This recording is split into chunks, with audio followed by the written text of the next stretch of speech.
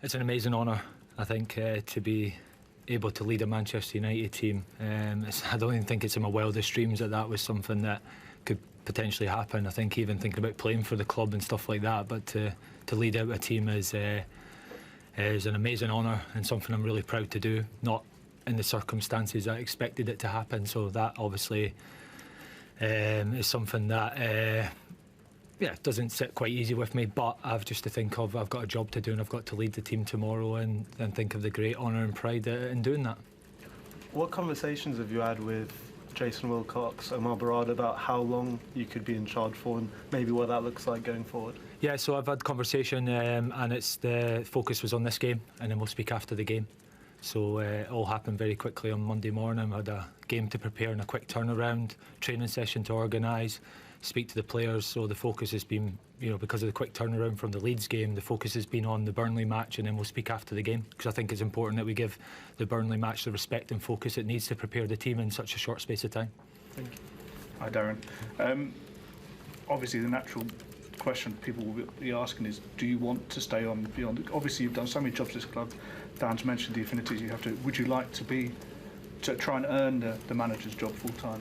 Honestly, it's not something I've thought about. I'm focusing on Burnley. I think that discussions for after the game, as I said, there's been that much going on. It's all happened so quickly. All my concentration and efforts and thoughts are gone into Burnley, and I know that sounds like a generic answer, but it is what it is, yeah. What's the backroom team going to look like for you in this game, next game, whatever, however long it is? Yeah, so obviously Travis Binion, who leads the under-21s, who I started my coaching career with in the academy, who I've known for the 5 years that I've been here. Couldn't ask for anybody better beside me than Travis. We've got such a close relationship, worked together for such a long time, somebody I respect, somebody who I've learned a lot from. His assistant Alan Wright, who newly joined the club as well, so the under-21 staff come and join me, and Johnny Evans has come in to help as well, so somebody who's great association with the club, recently played, knows the players, comfortable in the environment, and a familiar face for the group and the players as well, so those three will assist me for the game tomorrow. Darren, a lot's been said about Manchester United over the last few months. What is your feeling of where this club is? You obviously are the epitome of Manchester United. Is one of your tasks to reconnect it with its roots in a way? Well, for a game, it's to try and win a football match against Burnley. I think I've had a few different roles at the club, obviously coaching the under-18s just now. My focus and energy every time I've been at the club in whatever role is always to do the best for Manchester United and try and help the club, help the people that I'm working with, the players, the staff, and try and do everything I can to help Manchester United be successful. And as we say, everyone expects Manchester United to be on the top and winning. That's the standard. That's what we all have to try and achieve. That's the standard that's set for everyone at the club. And I just do my best in whatever role I'm in to help make that happen. And in terms of the squad, obviously Ruben's had a lot of players missing. Are any of those players going to be back? Well, I think Ruben alluded to it. I think Mason and Bruno, I think they were pushing to play against Leeds. The decision was that they weren't quite ready, so they've trained, so they should be back in the squad. But they'll be on managed minutes as well and restricted minutes because they've obviously just returned to training. So that's good news, especially the fact that obviously players who've been in good form. Mason Mount's form has been fantastic, and Bruno Fernandes, you don't have to speak about Bruno, he's a captain, he's a leader of the team, so to have them available for selection is obviously great news for me and for the players and for the club and for the fans. Darren, what are the chances that Jack and Tyler Fletcher get full debuts against Burnley? Well, I'd be disclosing team information before the game, and I'm not going to do that and give anything away. Look, for me, they were in the training group on Monday because that was already arranged before I got there. They've been in the squad recently, but obviously we've got a couple of players back from injury, so we'll assess that tomorrow. We still have to assess a couple of players tomorrow as well because of the short turnaround from games. So they're in the periphery squad, but whether they make the match squad, I don't know yet. Well, that remains to be seen. On a more serious note, what will your Manchester United look like? Well, hopefully it looks like a Manchester United team that represents a bit of me, I think, in terms of and what I know is Manchester United. So I hope it resembles a Manchester United team that fans can be proud of, that I can be proud of. And I'm sure they will, because I believe in the players. I think we've got good players, and I think we've got players who care, and I think we've got a lot of quality in that team. And I hope to give them a platform to go out there to express themselves and to show that. and also to challenge them to. It's about them. It's not about me. It's their season. It's their careers. It's their opportunity. I'm here to help them. But they're the ones who have to cross that white line and go on the pitch and make it happen. So give them some responsibility to go and do that. Thank you.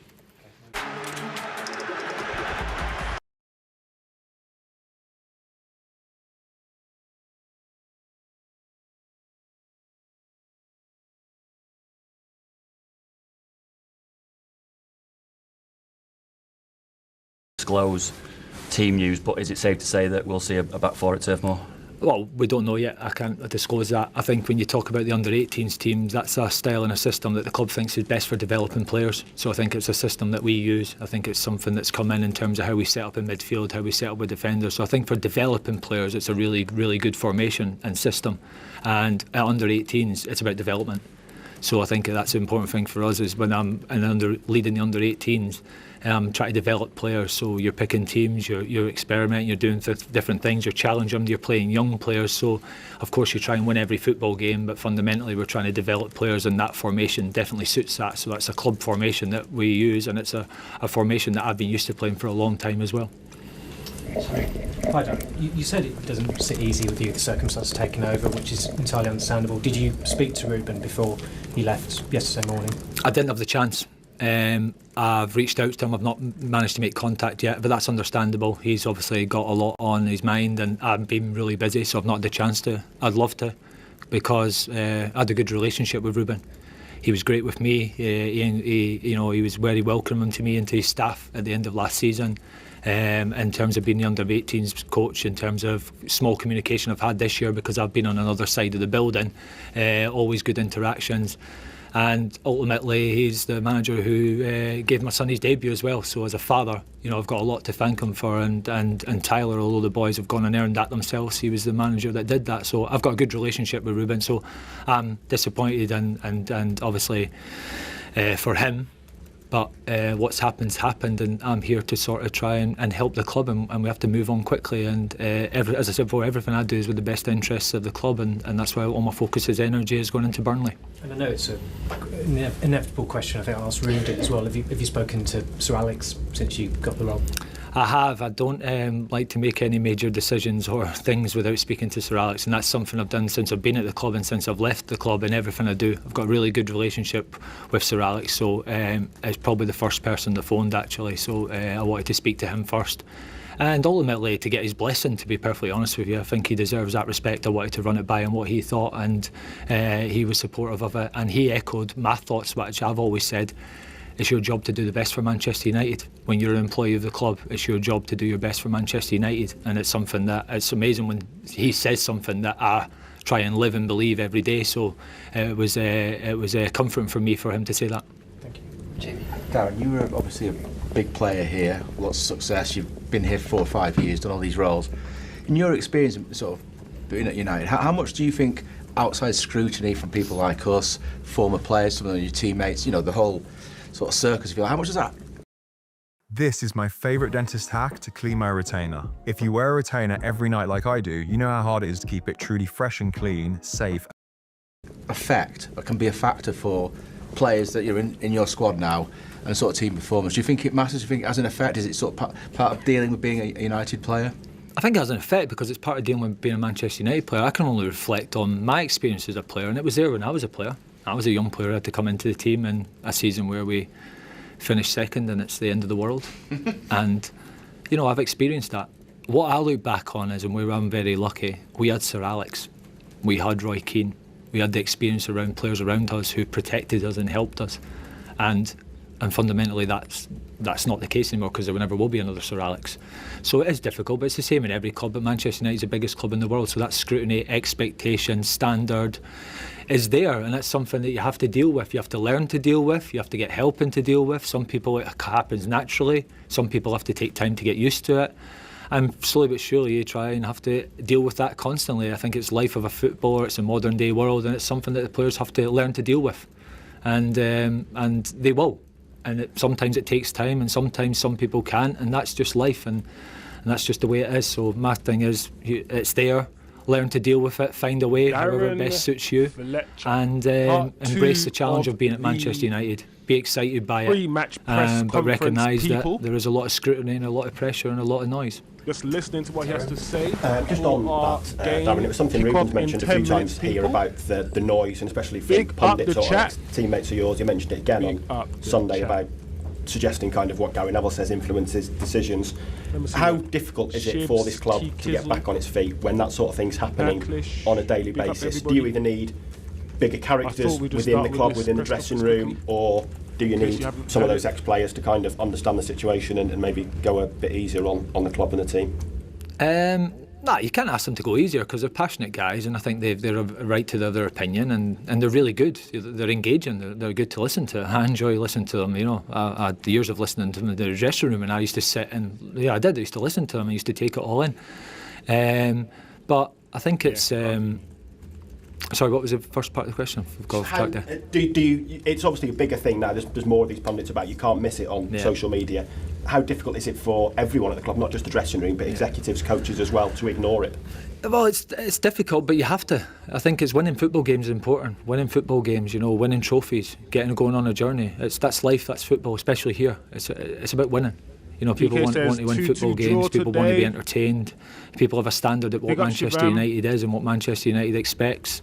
I think fans, especially in Old Trafford, have been amazing in recent years, if I'm perfectly honest with you. I think there's been a few moments here and there, but in general, the support that the fans have give players, managers, understanding of the situation, I think it could have been a lot worse inside the stadium. I've probably experienced other stadiums where it has been a lot more pressure and hostile, so maybe the players have to deal with that noise more than actual stadium sort of pressure, so that should help, and I think the fans have been amazing in that, and I'm going to sit here today and ask them to support the players, not me, support the players in the club, because they need it and they need that help.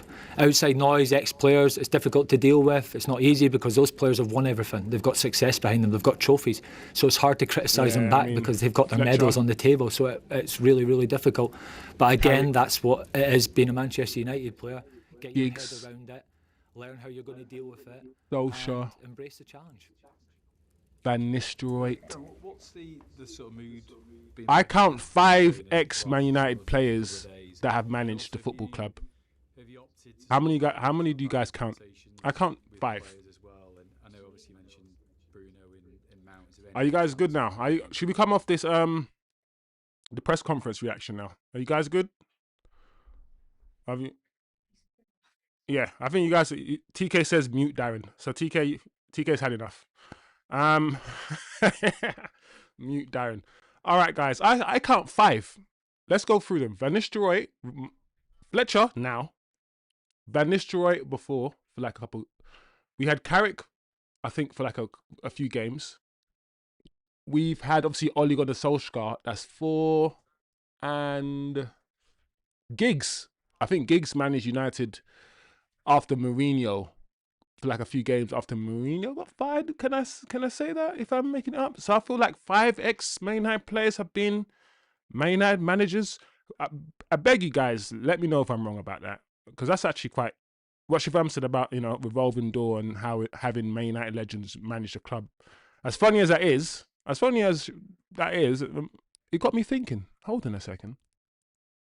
There's been these 5 ex-Man United players that have managed the club. But big up the chat. Today is a very big test, people. A lot of people wanted Amram out, and he is gone now. And now we have Darren Fletcher as interim. The news is he will be replaced very quickly by Ole. Yes, we're back here again. The talk of the town is that Ole will take over until the end of the season. That's the talk of the town. Here's a quote from Darren Fletcher. Yep, we've got a structure. We've got a way of playing, and it allows them to go and hopefully express themselves and show the best versions of themselves as individuals and as a team. That is what I'm saying. A manager's job isn't to put his system above everything else and above the players and above getting the best out of the players. The manager's only job is to get the best out of his team. That's it. Whatever system you need to use to get the best out of the team, that is what you need to do. So I have no idea how this game is going to go.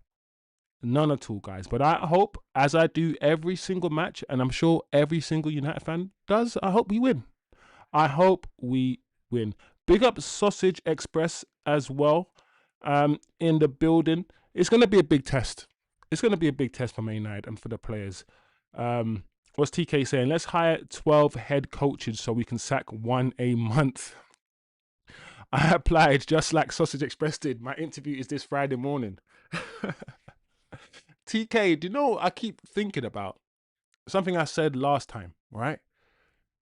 The sacking of Amorim, even though I did, you know me, I'm Amorim out, but not as hard as some people have been when it comes to Amorim out. And I'm happy that he's gone, but I think the sacking of Amorim and how they did it and why they did it, for the reasons they did it, in my opinion, shows more about Ineos than anything else. My opinion of Amorim hasn't changed, TK. If anything, I just think less of Ineos now. That's all that's happened. It showed more about Ineos, I think, than it did about Amorim. And I think that's quite interesting, guys. Chelsea are down to 10 men. What is up with Chelsea, man? Chelsea are weird. Chelsea are so weird. I can sit here and talk a lot about Chelsea, you know. I can't stand Chelsea. I'm happy that this is happening to Chelsea. And Garnacho. Big up Shivam. Sausage, I have an in-person interview with United at Carrington Monday morning. Listen, we might as well all do it. After this match, I am also going to work on my CV. I'm going to edit my CV, and I'm going to do the application form and send my CV. You know, when you double it up, that's what I'm going to do, and I'll probably get it. Half Gazzo. Let's hope Sesko can finish. Half Gazzo. You took the words out of my mouth, my G. I'm not going to be hard on Sesko as I could be. I'll be real. However, I will say this. I'm going to start verbalizing my expectations from Sesko a bit more now. I'm going to start demanding a little bit more from Sesko. And the reason why I'm going to do that is because the beef, the hate that Xerxes gets, from the fan base when he's got more GA than Sesko in 20% the amount of time, I don't understand. So for fairness as well, I'm going to start politely asking Sesko to do a bit more. And I think that's fair, people. I think we can all agree that Sesko, as much as he's easing into the Premier League and all these things, we're going to give him grace. We still want him to do a bit more. As you can see, that is the team news on your right of the screen, guys. I'm not going to lie. I assumed Fletcher wouldn't change too much. You know, when a group of players have been playing a certain way for 13 months, sometimes you just give them the freedom to express themselves a little bit more and don't change too much. So it does look, guys, like he's playing 5 at the back. And to be honest, how many training sessions has he had to implement anything new? 1. So I know some of you are angry, or could be angry if he doesn't start with 4 at the back. Just be patient, guys. I didn't expect him to rip up everything and start with 4 at the back. I didn't expect that at all. And I don't think it will be like that. We literally have 2 minutes to go for kickoff. I hope the match is...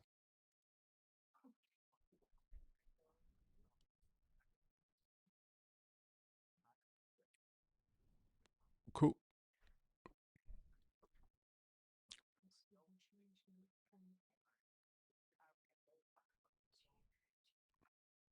Big up Acho in the building as well.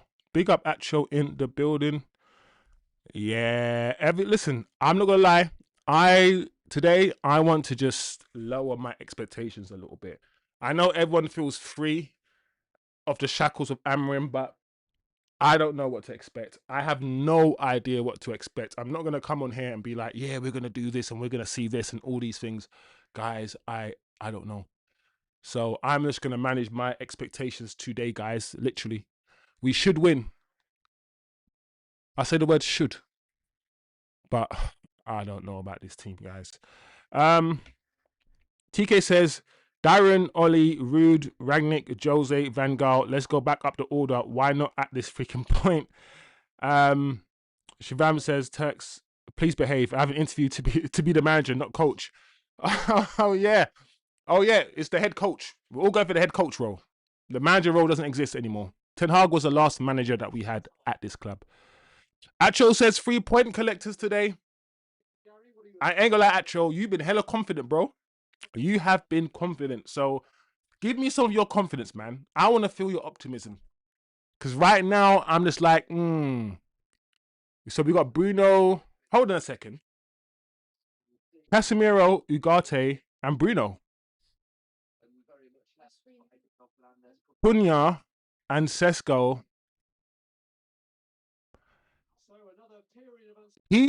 What's he done? Guys, I don't know what this formation. By the way, we're literally about to kick off, guys. We have kicked off. Let's look, guys. Let's see what Fletcher has done. Because you got Bruno, Cass, and Ugarte. So what do you guys think he's doing?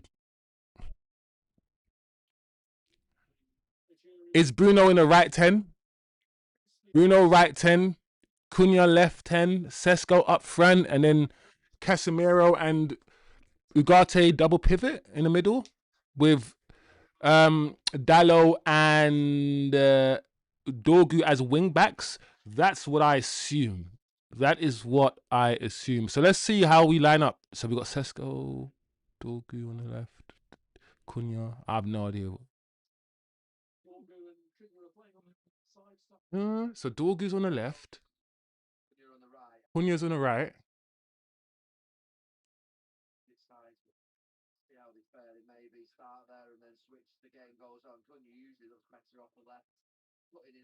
We might be playing, guys, we could be playing 4-2-3-1. Let's see what we're doing. So we got Luke Shaw on the left, Martinez, Heaven, and Dallo. So that could be a back four. You got Casemiro and Ugarte double pivot. You got Bruno right ahead of him as the 10. Then you got Dorgu on the left, Cunha on the right, and Sesko up front. There you go, guys. So it looks like it's either, you can call it a 4-3-3, or if you want to be specific, it's a 4-2-3-1. If you want to be pedantic. So would you guys agree that's what we're doing? First minute and a half, 2 minutes. Can you guys agree that what we're seeing with our eyes and how we have set up, it looks like a back four, double pivot, the three ahead of them, Dorgu, Bruno, Cunha, and then Sesko.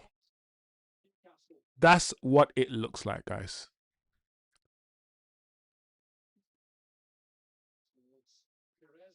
Yeah, that's what I think it is. Let's see. It's only 2 minutes gone. Half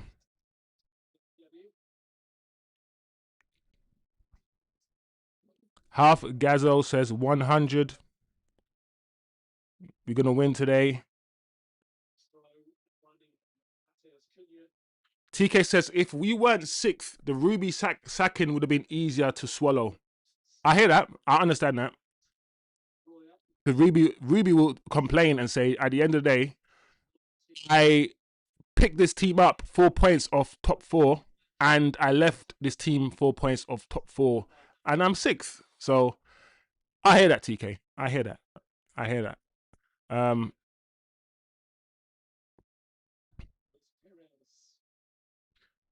Half Gazzo, Blues have so much talent, they can't put it together. Yeah. Also, I feel like some of Chelsea's talent is hyped up, like Gittins and Garnacho. Some of the players that they have are not as good, but they have good enough players to be doing better than what they're doing, in my opinion. Shivram Shivam says, how come suddenly in the space of 2 days, all of Mainoo, Mount, Maguire and Bruno are all available? I'd be not surprised if De Ligt is fit by the next game.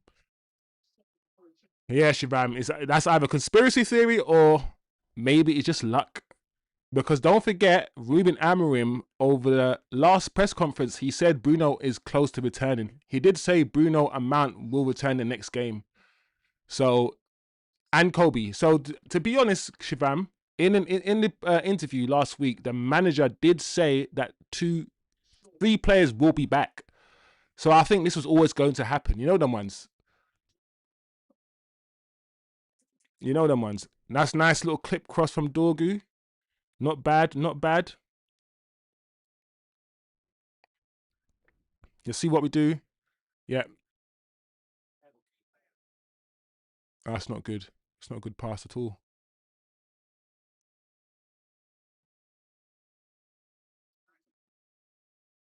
That's nice from Cunha. Oh, that's unlucky. See that clip pass here by Bruno, even though it wasn't successful, that clip pass to Sesko, that's the kind of stuff we missed when it was Bruno and Ugarte in that double pivot. That's what I kept saying. As much as Bruno can be frustrating, the reason why he's in that role is because he can actually produce a pass. He can.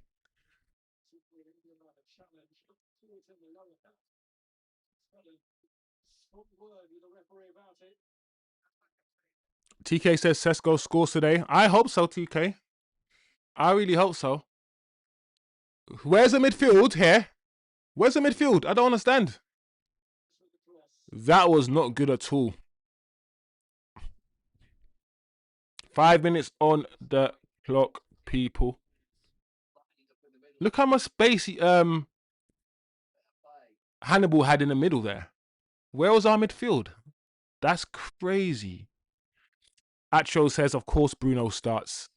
Yeah, I'm not going to lie, Atro. When I heard Fletcher talk in his press conference and how much he loves Bruno and how great Bruno was, I was like, one thing we're not going to get, guys, is anybody coming into this team and dropping Bruno.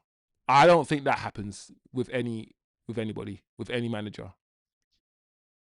As long as he's at this club, he will get played, I think, Bruno.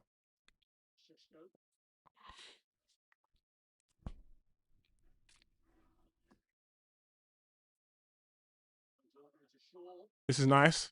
This is decent. Oh, Cunha. That's nice. That's nice. Strength. That's a good strength there from Cunha.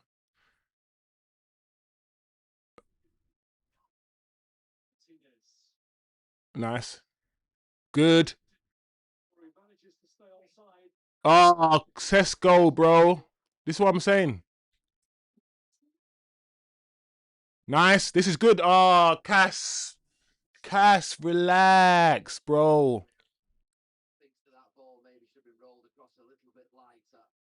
Relax, Cass.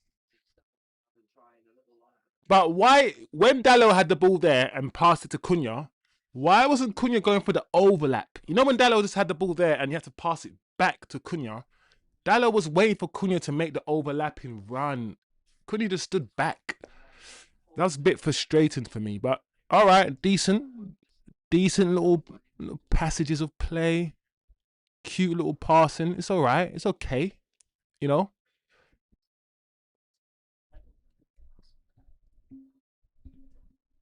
Is it peaking?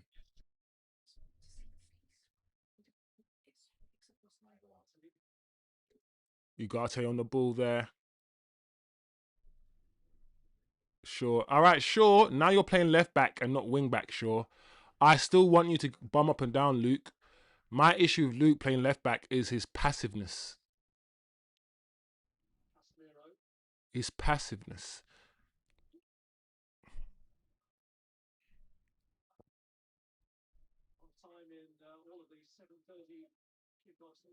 Half Gazzo, it truly is on the players today. Yeah, if they want it today, we'll win. Every player needs to show that they're good enough to be here.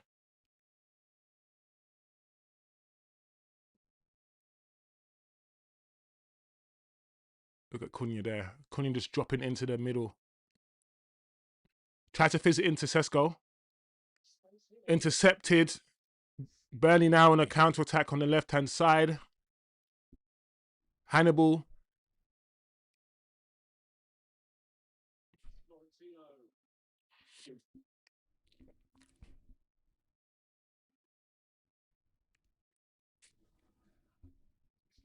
Okay. 9 minutes gone. 9 minutes gone. It's been okay. Neither team has really done anything.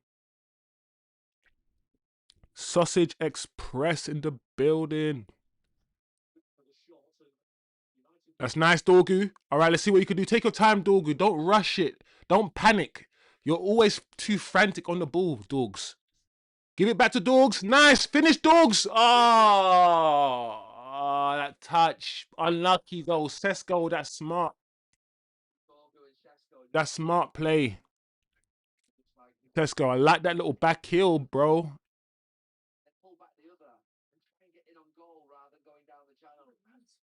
Oh, that touch from Dorgu. Oof, that touch there was crazy. If that touch was better, man, it would have set him up nicely. Yeah, that awareness from Sesko is Zexy-esque.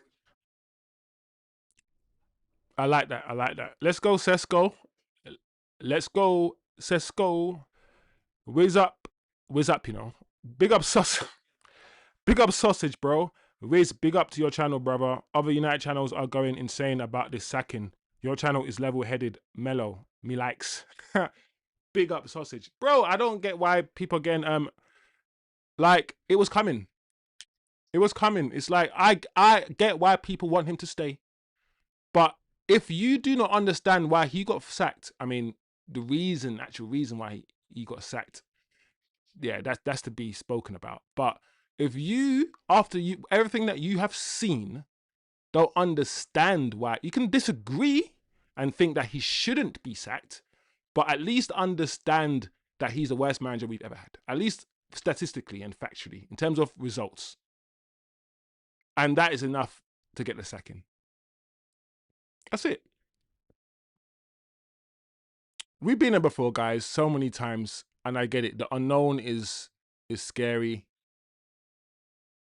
and all these things, but I'm not somebody who buys into an authority figure. You know how everyone says as soon as the manager comes into the club, you got to back them, all these things. I'm not always somebody who buys into someone have an authority figure straight away without them having to prove themselves. Like, for me to buy into Amrim would have had to do something with Man United, but I feel like so many people just love this manager, even though what they saw with their eyes wasn't great. And I don't want to, you got to prove yourself, bro. But I respect everyone's opinions when it comes to Amrim, bro. Either way, he's gone. You know the ones where, what can I do? Even if I wanted him to stay, he's gone now. And we're here. We're here now, guys. So, you know, there's no I told you so and all these things. All that stuff. Oh my gosh. What is this, guys? Damn.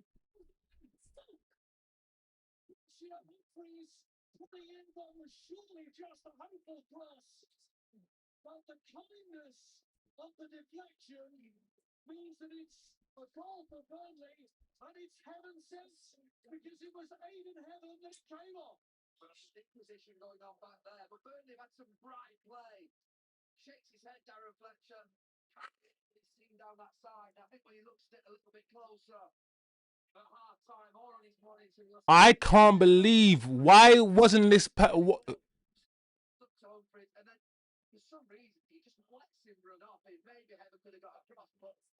oh my lord, this is not the start we needed or wanted. This is not cool. Do you know what it is? When you change system, guys, I'm letting you know, yeah, sometimes some people come here and they don't change too much. Fletcher's changed formation. And when you're used to a system and used to know where to run, who to cover who. When the guy runs this way, you're to cover. When you change system, as you can see, the first thing I noticed, guys, in this game is that there's going to be spaces. In terms of picking up players and stuff, some of us might not know who to pick up because we've just literally changed overnight a system. And the fact that Casemiro didn't follow the runner, cool. He should have, or should he have? It depends on the system. What's the instruction? Casemiro didn't follow his runner. Heaven came out as he should do. I don't know, guys. I guess it's just unfortunate. You know, a deflected goal. What can you do about a deflected goal? I don't know. But yeah, man, almost 15 minutes on the clock, 14 minutes on the clock, guys. This is oh man, this is not cool, guys. But what is that though? Is that a Heaven own goal? Is that a goal or is that a Heaven own goal? What is that down as? Surely it's a Heaven own goal because he wasn't going on target, right?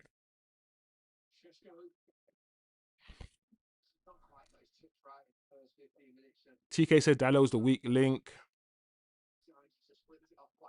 Atro saying we're doing part of the bus a little bit.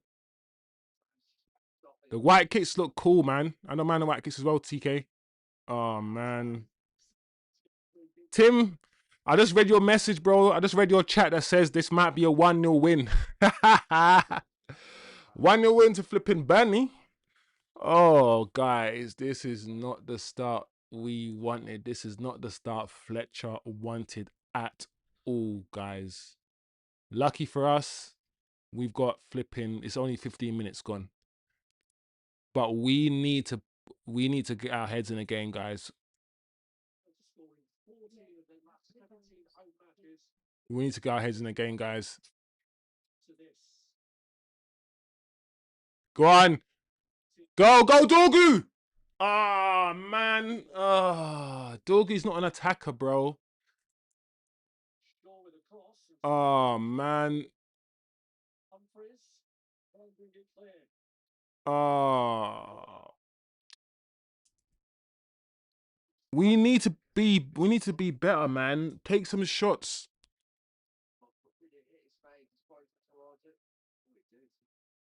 Oh, that hit Casemiro in the head. Bro, that hit Casemiro right in his forehead. Dong. The funny thing is about this game, yeah, is that I can see how we can score if we just do the right things in the final third. Right now, in the final third, it is disjointed as hell, bro. Like when we just don't have the attackers. Dorgu's not an attacker.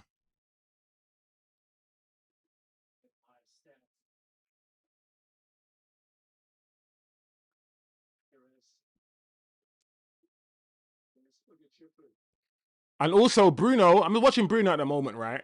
Do you know how easy it is to just run? I saw a stat that says Bruno is the most run past player in the league. As in, he's the easiest player to get past. And it made me feel like, no one has said how Bruno never gets injured. Ever gets injured. It's because he's never engaged. Whenever last time you've seen Bruno slide tackle? Or win the ball and challenge and tackle someone, and that's not him. And I'm watching this game and I'm looking at Bruno and I'm like, man, we are technically playing 3 in the midfield, right? We're playing Casemiro, Ugarte, and Bruno ahead of them, but it still feels like Bruno's a bit too high.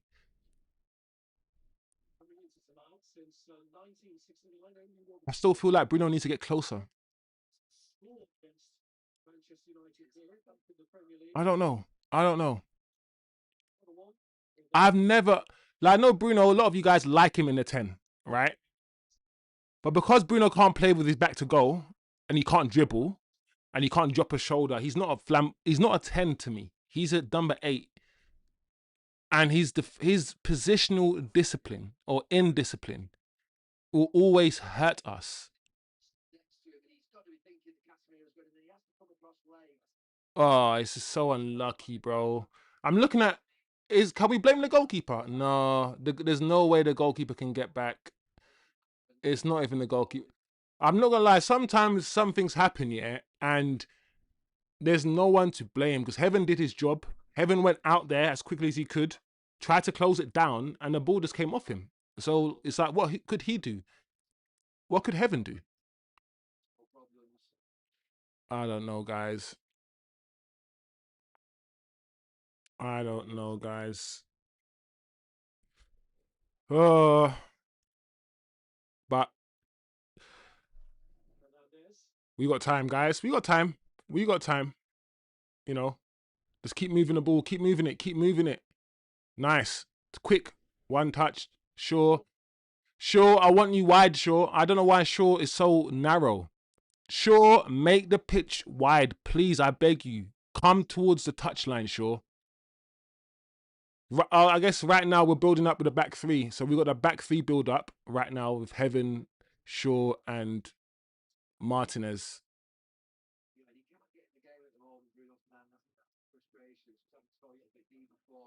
Oh, this is not cool, bruv.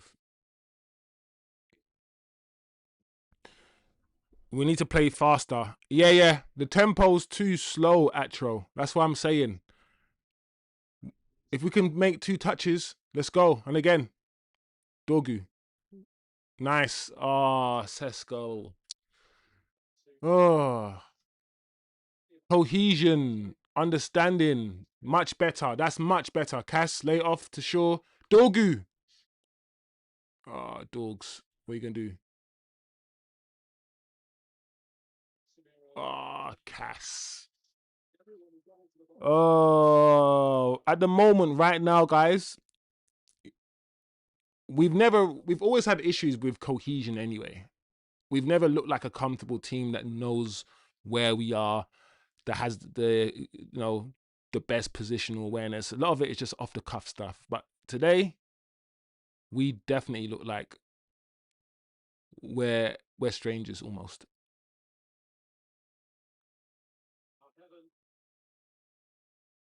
We definitely look like we're strangers.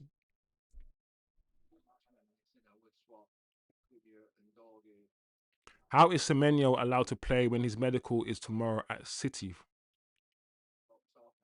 I don't know, TK. It's a good question.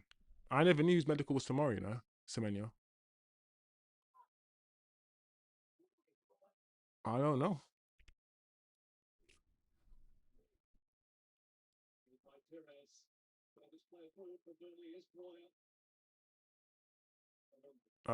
This is not good, guys. Now that a quarter of the game has gone, you can now start to, the first 4 or 5 minutes, you can't really draw too many conclusions because the game hasn't settled. A quarter of the game has gone now. So now we can start thinking, man, it doesn't look good, guys. If this is the pattern for the rest of the game, this is not cool. And this is not good. It is not good. Sausage says, we are not scoring a goal today. It will end 2-0. That's how I feel. Based on what I've seen, based on how we are playing, if this is the pattern of the game, we are not scoring today and we will lose this game. For sure. For sure.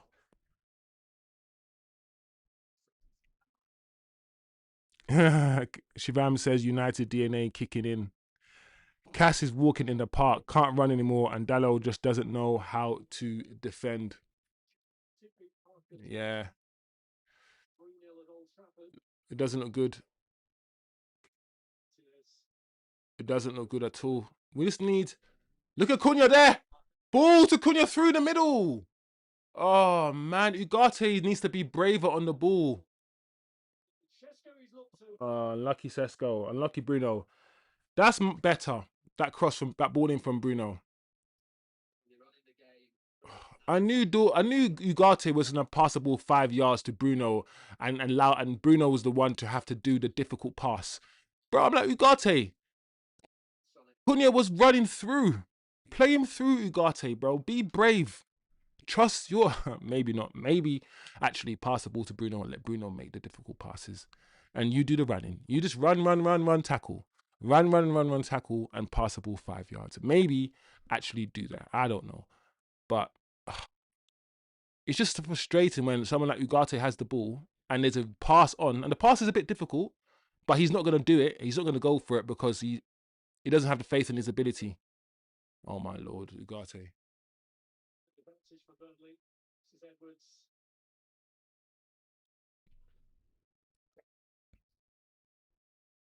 Stops him completely through and stops him as well. By Dorgu. Samira gets there. Sesko.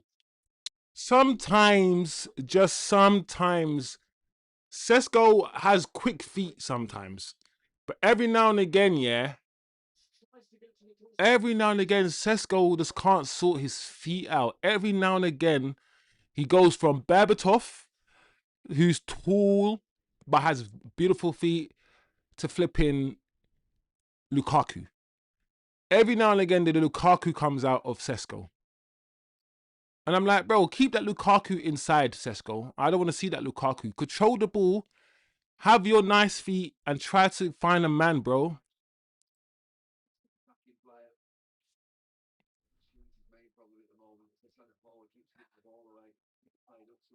Osman, big up Osman in the chat.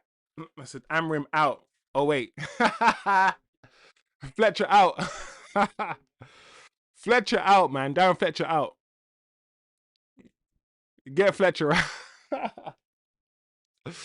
Oh man. Lucky for Fletcher, he's not going to be here long anyway.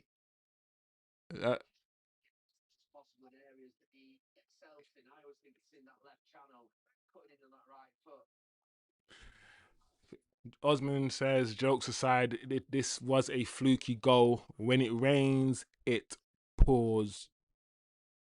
Shivam says we can bring back Amrim. He's on payroll. Amrim, we lost against Grimsby with Amrim, and we lost against Wolves, and they're worse teams. So let's not do. Bring back Amrim. That's funny. Bring back Amrim. Big up Oz in the chat.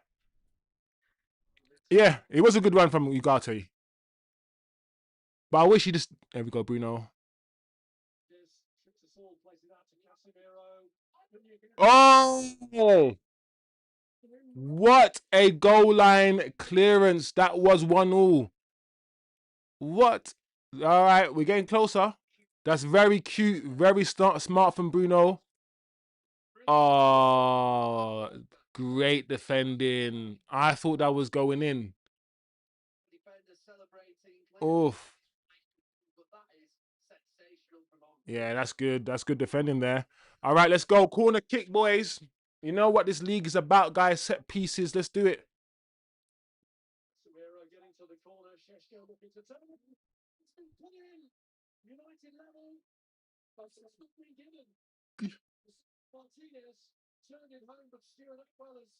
What's this referee doing?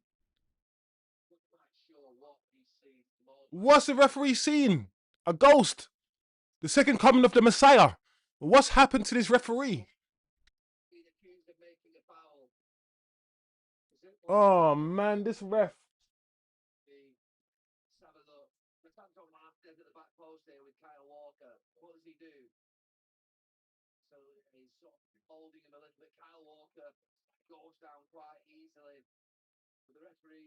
Okay.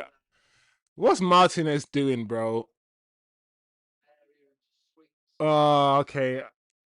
You could kind of see Martinez, but this happens all the time. He did well, man. That's what you got to do as a defender. If someone's got two hands on you, go down. Go down. Act like you've been pushed. That's what you do. It is what it is, guys. It's going to be ruled out. It looks like a foul, I guess. Yeah. No goal. Martinez foul. People. Half Gazo. Anyone think we can be top 5 without January signings? I think so. Because who are we talking about? Half Gazo. Chelsea? Inconsistent Chelsea? Because every team is so inconsistent. Wow, what is going on here? Because every team is so inconsistent and his league is so poor, I believe we can. I believe, especially when the Amads and these guys come back as well. De Ligt is our best defender, and he hasn't played for like 2 months. And we keep forgetting that. As much as we want to say whatever, De Ligt is missed, bro. De Ligt is missed. So, who knows? I think we can. Whether we will, I don't. That's a conversation that's a lot deeper. But yeah, of course we can. We're able to. Darren, Cass, please run more today. Cass, relax, Junior.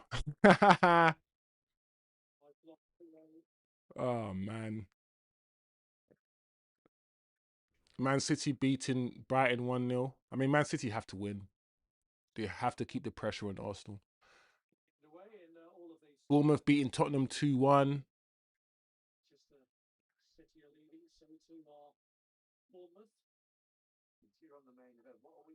Everyone's saying, do we have a buyback clause in Amram? That's funny.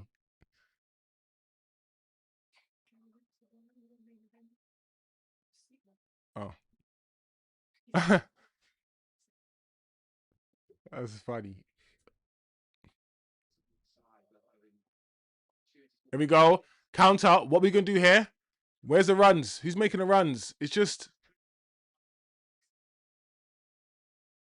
Give it inside. Quicker.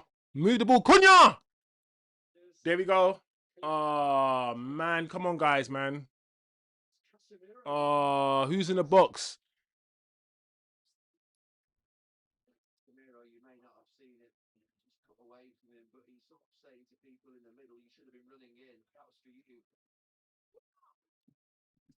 That ball in from Cassia wasn't actually the worst ball in ever.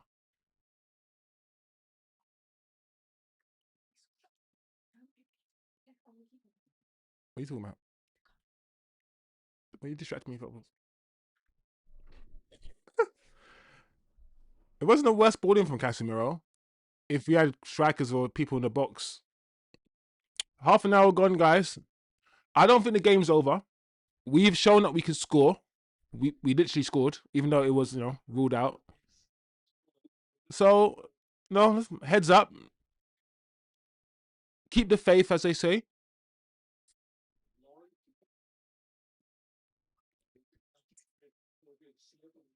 Oh, man. Oh, Cass, that was too easy. All right, Cass, that's your fault now then. Ooh.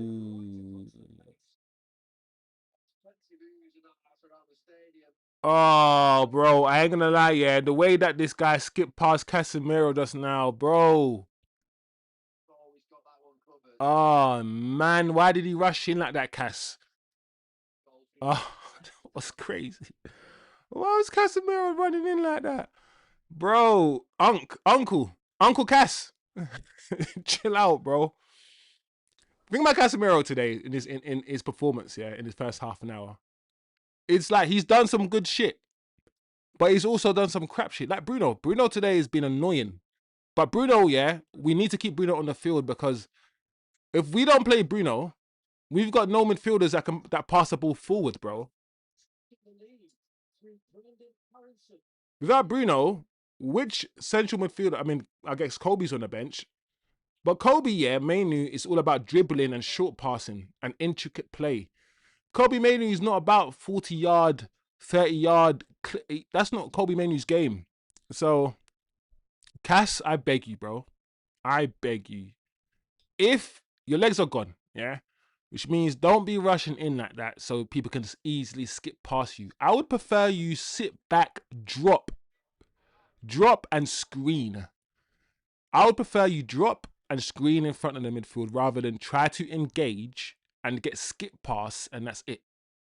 That's crazy to me. So Cass, I beg you, bro. I beg you. Just relax yourself.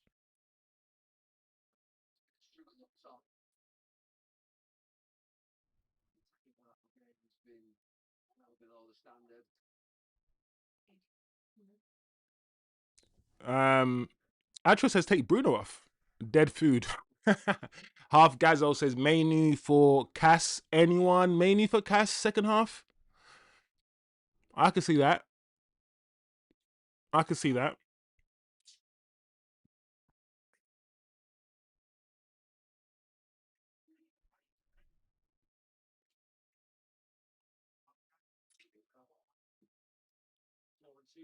I just look at Burnley today, guys, and look at Burnley and how they're playing, and I'm like, these guys are not good.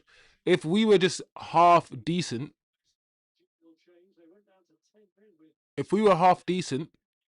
we'd be beating these guys.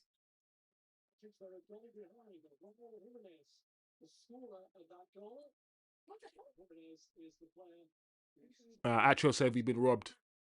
You know the ones where the foul, Martinez's foul had nothing to do with the goal. Like whether Martinez fouled Walker or not, yeah.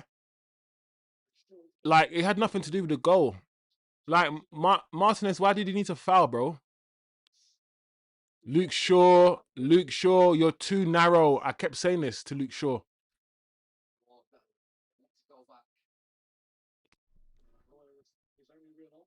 Ollie ain't gonna do anything with this team, says Eddie. Yeah. I hear you, Eddie. I hear you. Ah, that's nice, Dorgu. That's nice. Come on. Where are the wingers? Where's the creativity? Oh, man. Then pass it back. Yeah, we don't know what to do. Look at how we're playing. No one's making off the ball runs. You know when I said at the beginning of the match when Casemiro or Dallo had the ball and Cunha refused to make that third man run, there are no third man runs being made by anybody. Look, 35 minutes and 34 seconds, everyone's standing still. Every single player, Man United player, just standing. No one's making it off the ball. No one's doing anything.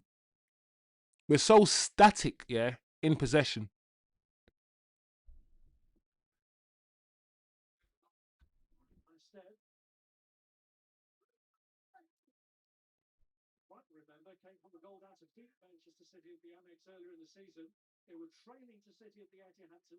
Oh, Brighton are 1-1 City. Arsenal fans are excited now. The league is yours to lose. Brighton have equalised against City.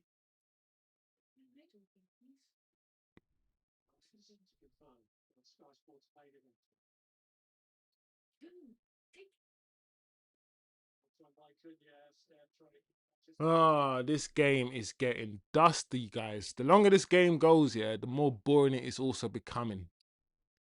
You know when you got all the excitement ahead of the game and now you're watching the game, you're like, come on, guys, give us something. Give us something.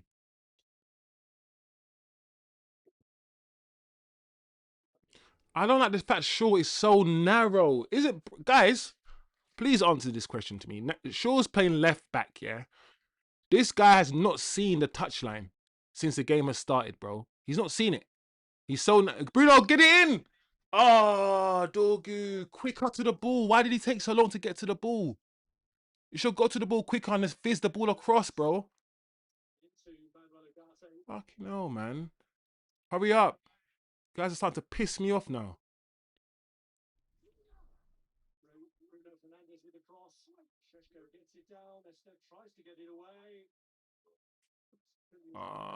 All right.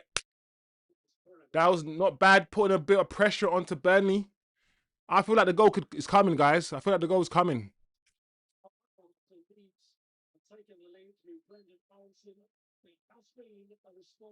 Dorgu, look all the space Dorgu gets here.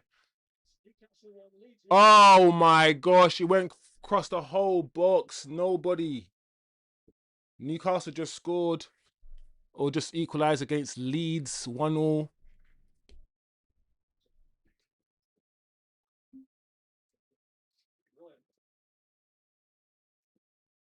Oh, referee, why did you blow for that, man? Come on.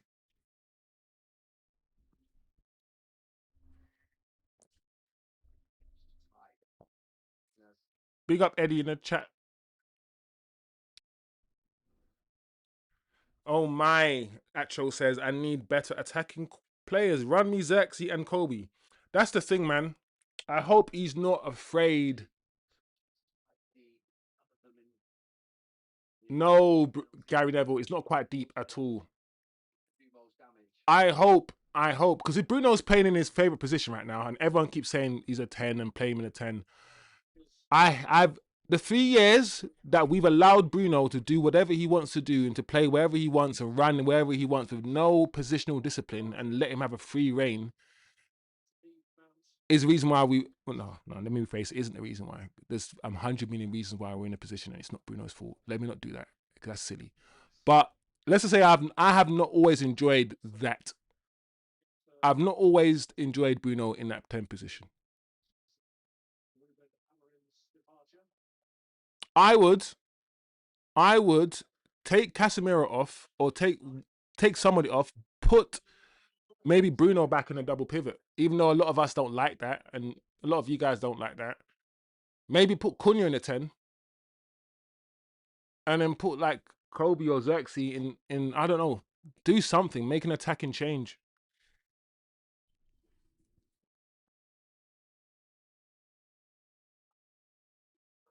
I also see Dorgu in a lot of space that, and it's not his fault because he's not a winger. There we go. Look again.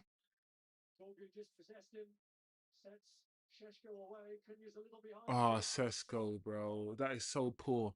Sesko, that shot was so poor from Sesko. That is so bad. One-on-one with like this. Thing about it, yeah. I thought he was just gonna shift it onto his left and just smash it. This guy just passed it with his right foot. And I know some of you guys want to talk about Xerxes finishing. And like TK, for instance, want to talk about Xerxes finishing.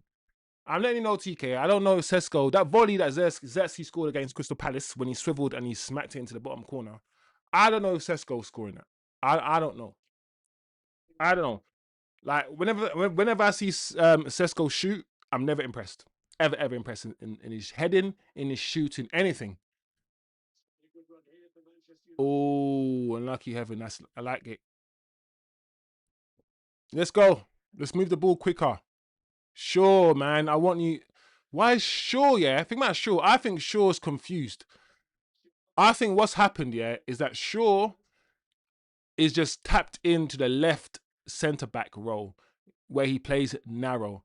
And he's not able to understand that today you are a left back, which means I want to see you bomb forward, Luke Shaw, and provide the overlap, yeah, or underlap for Dorgu.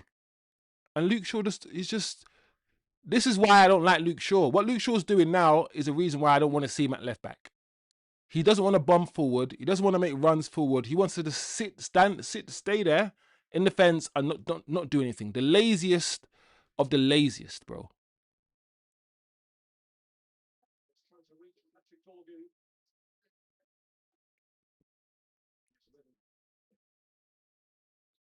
It's nice from Dorgu. Like I said, it's not even Dorgu's fault. He's not an attacker, but he's doing what he can. Oh, unlucky Sesko. Much better. Much better header. It's funny that that's the best header that he's done, and it's literally the furthest out. It's literally at the penalty box. When he's closer to the goal and you ask him to header, he's headering it poorly. Look how far away he is. That's a decent header. Decent header.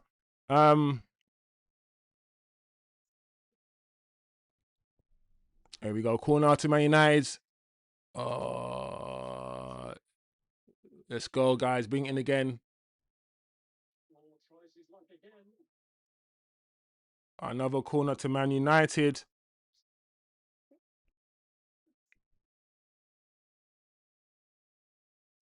Sesko is a number 9, but it's never near the 6-yard box. That's the thing. He dropped deep to try and link the play. He's going to suffer from the same Martial, Xerxes, all of these guys. He doesn't get the ball. He has to drop deep to link the play. And he can't drop deep and link the play plus stay up there at the same time. I get it. But you do want him more in the 6-yard box. And when he's there in the 6-yard box and he has a chance, you do want him. Bang! Oh, Ugarte. Oh, I wish that was Bruno. Oh, man. Oh, I wish that was Bruno. It fell to Ugarte. Let me see how close this was, guys. Let me see. Bang. Oh, man. Flipping it. That's a good 2 meters, bro. Away from the goal, man.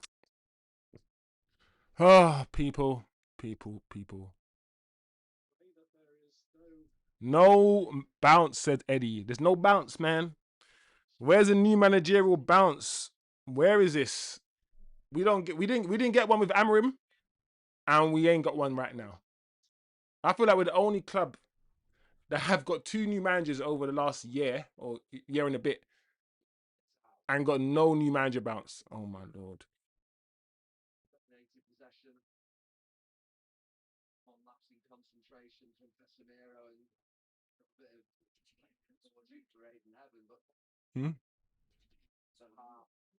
Yeah, we got a little bounce with Rude.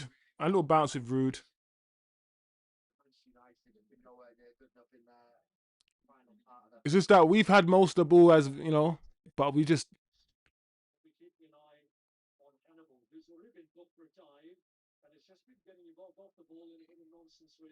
All right, so that's how we're gonna win, guys. We need to encourage Hannibal to get a second yellow, because we can't beat them with 10 men. Do the Chelsea thing. Try and get them sent off.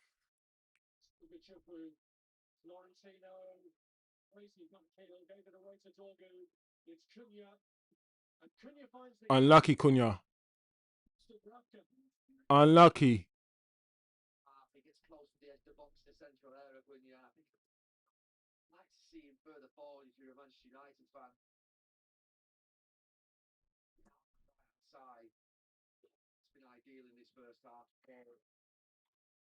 All right, we got 1 minute left. Yes, Martinez. I like that. Clip it on the top. Sesko, clip it. All right. Who's in the box? Nice. Oh, Dorgu. Oh my gosh, 2. All right, guys. We have to be fair now and actually say what we see and not how we feel. We've had 2 goals now cleared off the line. Yeah, that's a goal from Dorgu. And they've cleared 2 goals off the line, Cunha and Dorgu. Sesko's header was half a chance. The goal should have stood, in my opinion. Oh, Ugarte. It's always Ugarte. Please, God, do not let chances fall to Ugarte. Let it fall to Bruno. Let it fall to Cass. Let it fall to anybody who can shoot. These guys are always clearing the goal, like ball off the line, man. It's fake. It's fake, man. Yeah, listen, Brighton.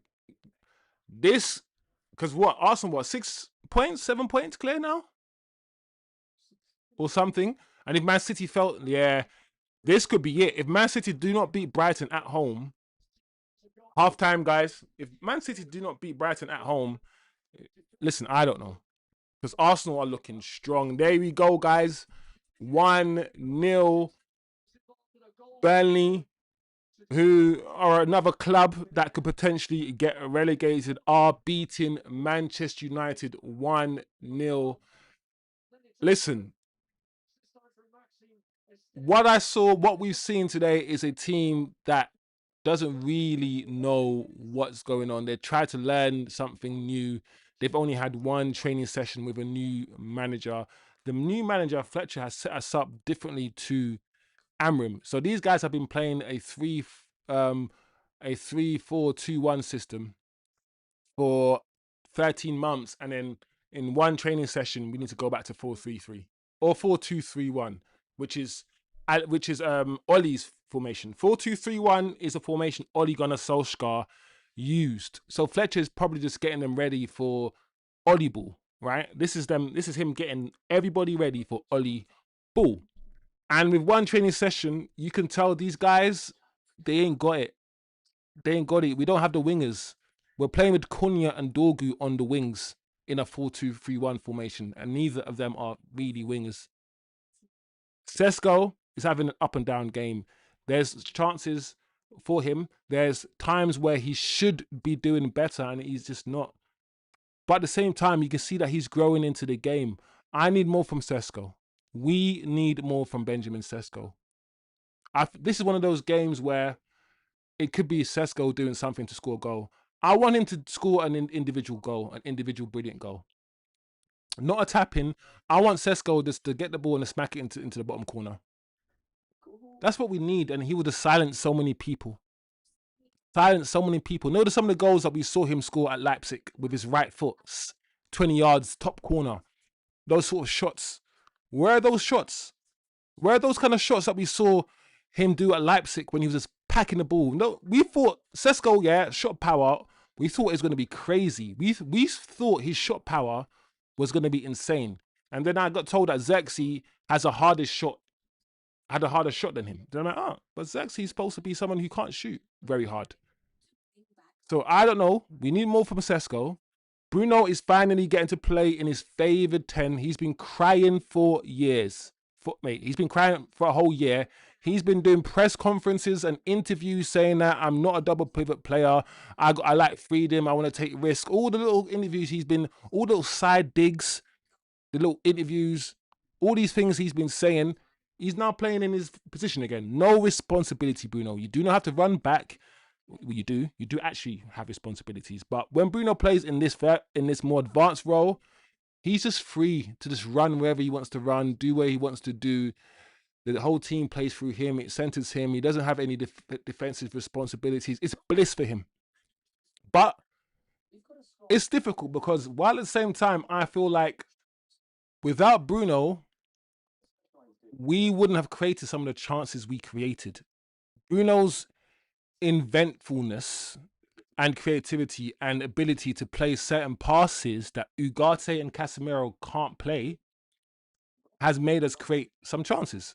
While at the same time, the flip side of it is he's running wherever he wants to run, and sometimes Casemiro and Ugarte are by themselves in a double pivot without the extra midfielder to support them. So it's always pros and cons. We're not really getting much from Dalot and Luke Shaw. I keep saying in the whole first half, guys, this guy's playing left back. But this guy is tucked in, fully tucked in, and Dorgu's just on the left by himself with no support. At least, Dalot, you see Dalot really high as a right back. But the left back, Shaw, is often playing as a left centre back. So there's things there's things within the system, within how we are playing, that is lopsided, that's not consistent, that's making this match or making us play less cohesively. Bruno and Cunha are getting in each other's way, but it's almost as if they need to trust each other more as well. Because we could be a lot more fluid if our players would just take one or two touches and give it, rather than dribble. Trust each other more. Heaven was unlucky with that goal. Casemiro needs to be doing better, guys. I wouldn't be surprised if Cass comes off. And I don't want people in the chat to be, Cass is always like this. Listen, Cass has been our best midfielder this season. And without Cass, with Cass, we win games. Without Cass, we lose games. That's a stat. So I want us to be balanced when it comes to Cass. I want us to understand that he doesn't have the legs or the pace. Yeah. And that is true. And that is not a good thing. It's a bad thing. And we need to upgrade. But also understand, that when I look back at that goal again, it's almost as if Casemiro assumes that someone else is going to pick him up.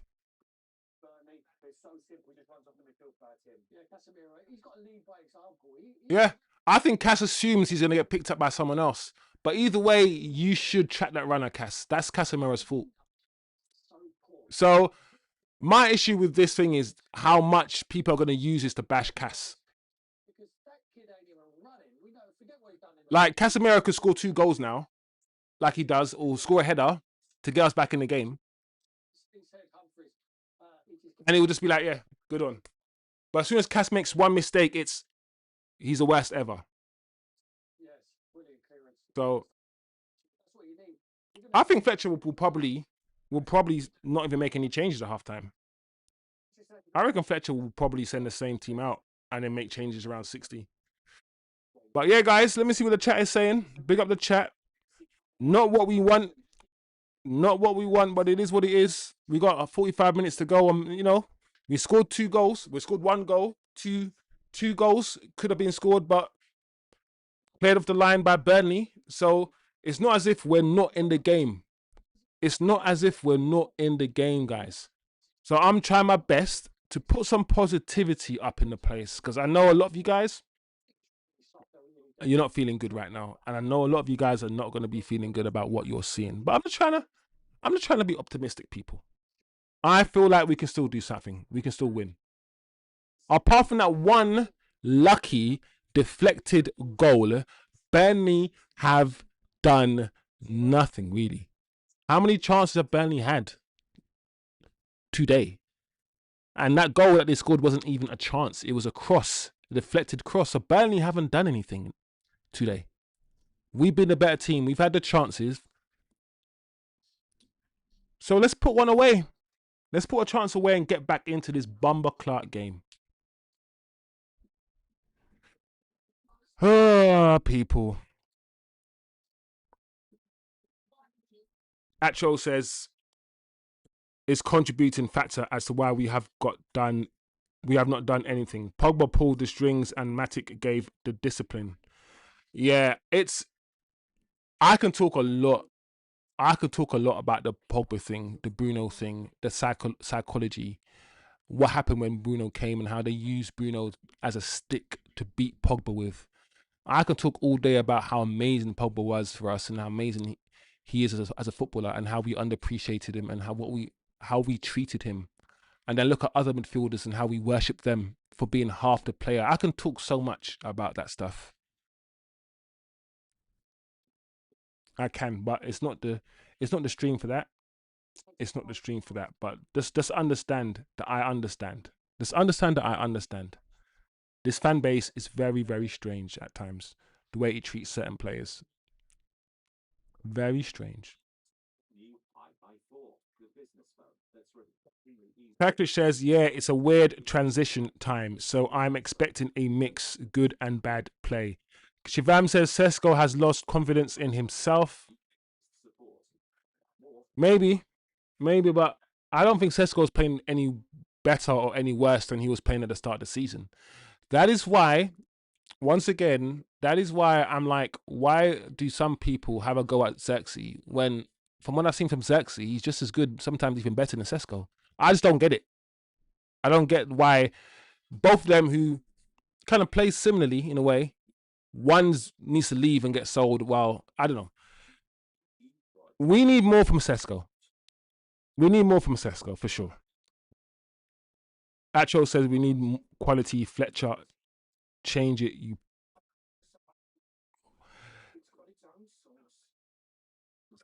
Paklish, Sesko knows he wasn't Amarim's choice. He wanted Watkins, and now the world knows it too. It's a lot of pressure.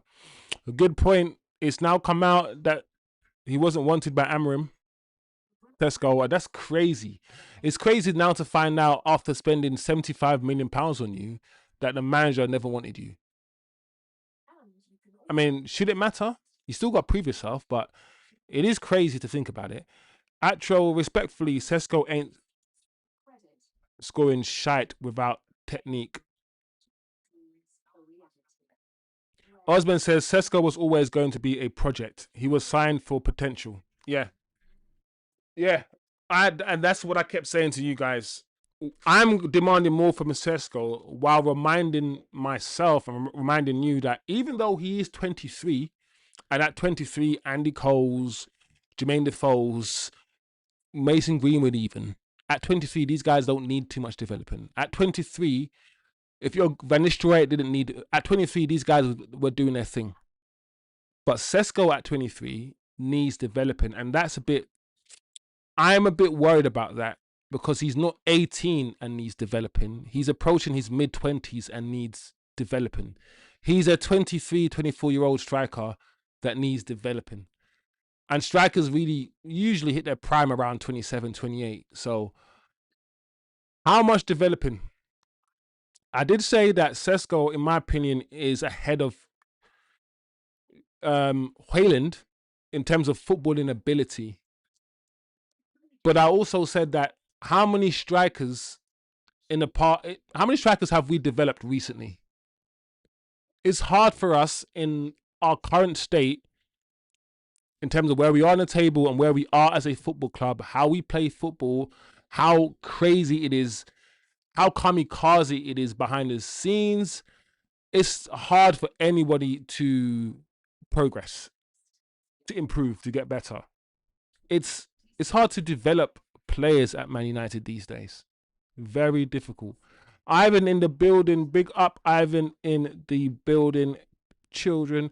Half a Gazzo. Drop Shaw for Dorgu. I like that straight away, half Gazzo. Because Shaw, Dorgu, what he's doing right now on the left, Dorgu, he'll still be able to do it as a left back. So drop Shaw for Dorgu. I like that. Play Bruno as a 10. He's kind of playing as a 10. Because Bruno's playing ahead of the two double pivot players. So he's kind of playing as a 10 now. Put Xerxes on for Sesko. So Xerxes can hold the ball up for Bruno. And Bruno can be more free. And Cunha at 9. I like that. That could work. It makes sense to me. It makes sense to me.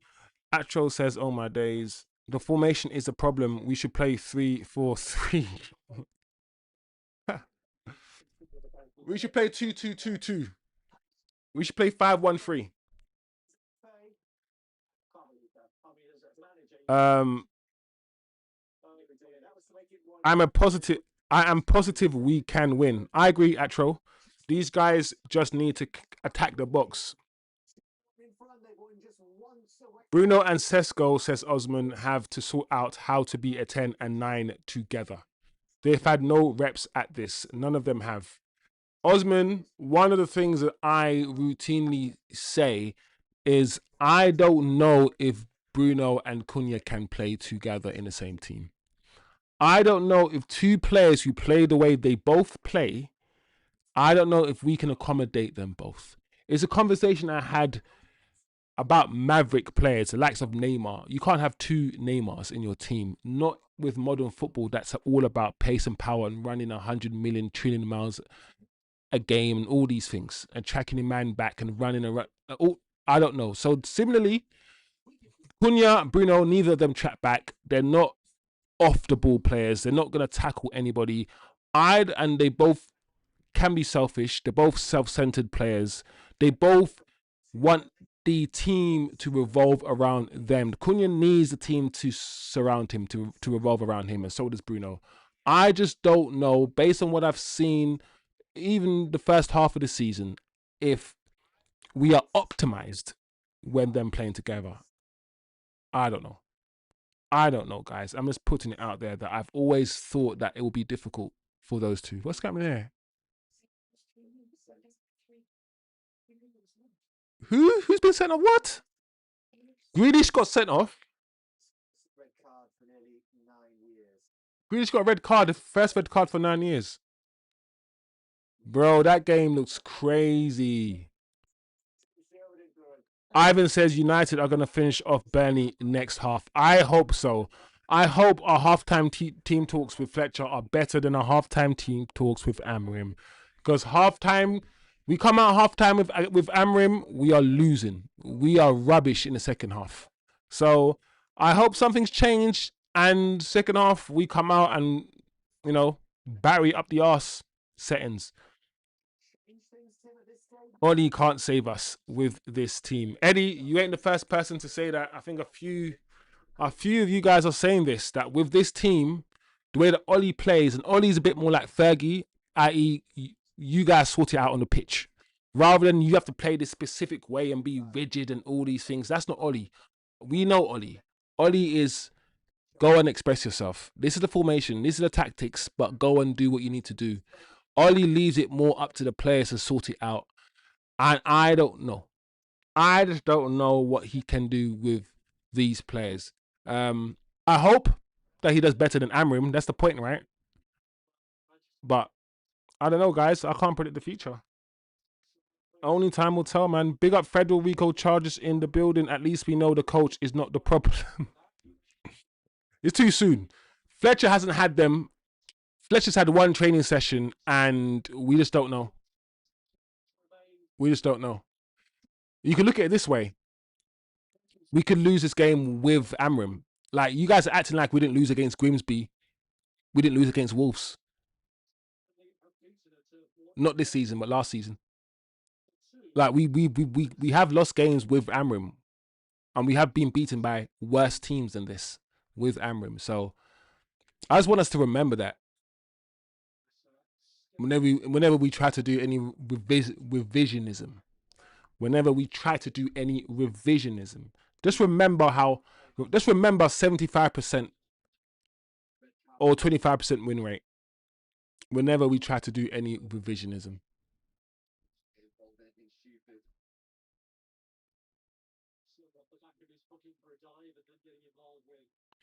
Atro says Bruno's dead food.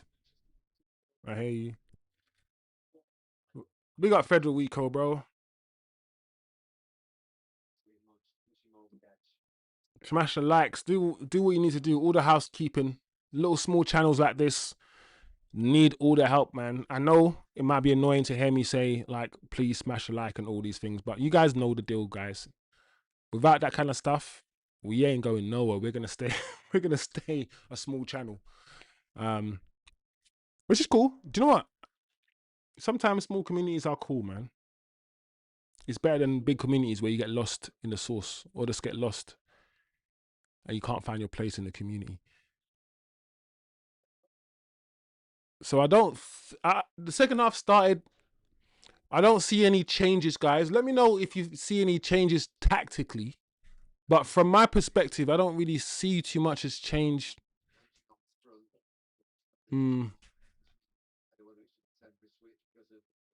That's nice. That's nice. Oh, dogs. That's oh man. It's just the nearly moments. We're just always this close. It's just the cohesion, guys. There's a clear lack of understanding between the players today, even more so. That's definitely one thing that's clear. There we go. What's going on here? Oh, Dallo, bro. Who was that pass to? I just don't understand that.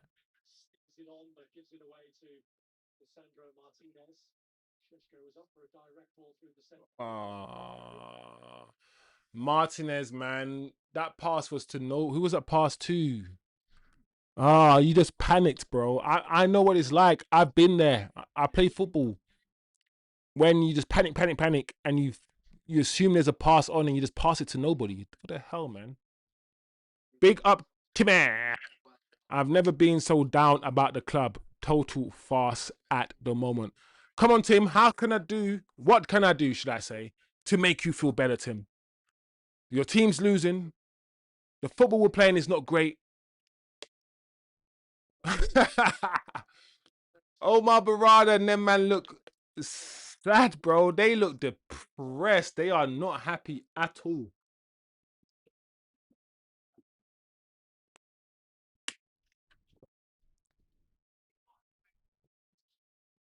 What can I do, Tim, to make you happy, to improve your mood? Nothing I can do. The team just needs to win. These fuckers just need to just win. Just win the game, guys, today.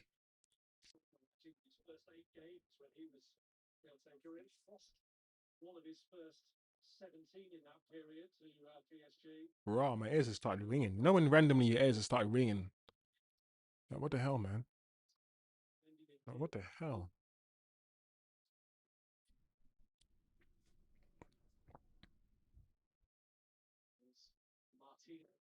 I'm not gonna lie, guys. We're also we're still building up. I mean, a lot of teams build up with 3 at the back. That's the thing. We can play with 4 at the back, but we still build up with 3. Because right now it's Heaven, Martinez, and Shaw at the back building up. And like I said, your formation that you start with is different to the system you play in. And it's no surprise that we still build up with 3 at the back, because a lot of teams, even though they play with 4 at the back, they build up with 3 at the back. One of their defenders tucks in. Like, I know Arsenal sometimes, and Man City, they do the inverted fullback thing. So one of their fullbacks steps into the midfield and they have 3. Yes! Offside?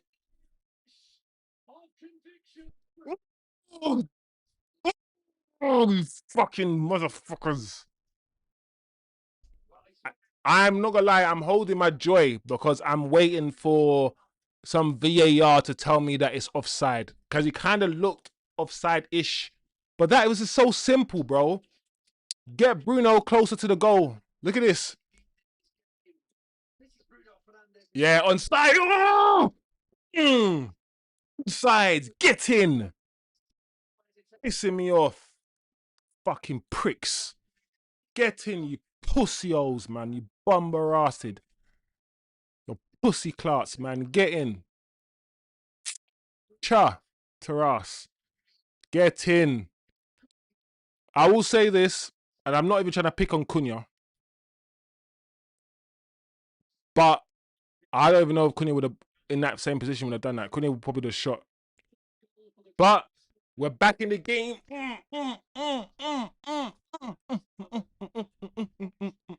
Some Obafemi. Obafemi. Obafemi. Dun dun. Dun dun dun dun dun dun dun dun dun dun dun dun dun. Let's score a second. Let's score a second, people. Oh, let's score a second, people. Like I said, 2 goals cleared off the line. 2 goals cleared off the line. A goal that probably should have stood, in my opinion. Let's not act like we didn't deserve to be winning this game. Burnley have done nothing. So as much as we're complaining about all of these things, yeah, because we're not winning, we've been a better team and we deserve to be winning. So, Obafemi walk, everybody. And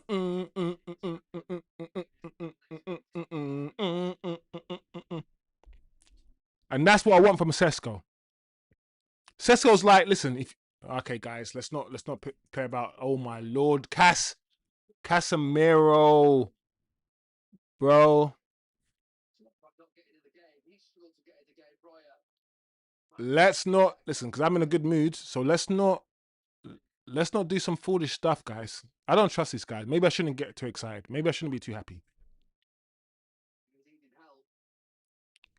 I don't know. Maybe let me just relax a little bit. Let me calm myself down. Man's all dancing and shit on stream. Like I don't know this team, bro. Like I don't know what this team's about. I don't learn my lesson. I just don't learn my lesson. So let me just read it in a little bit. Because watch Burnley score now.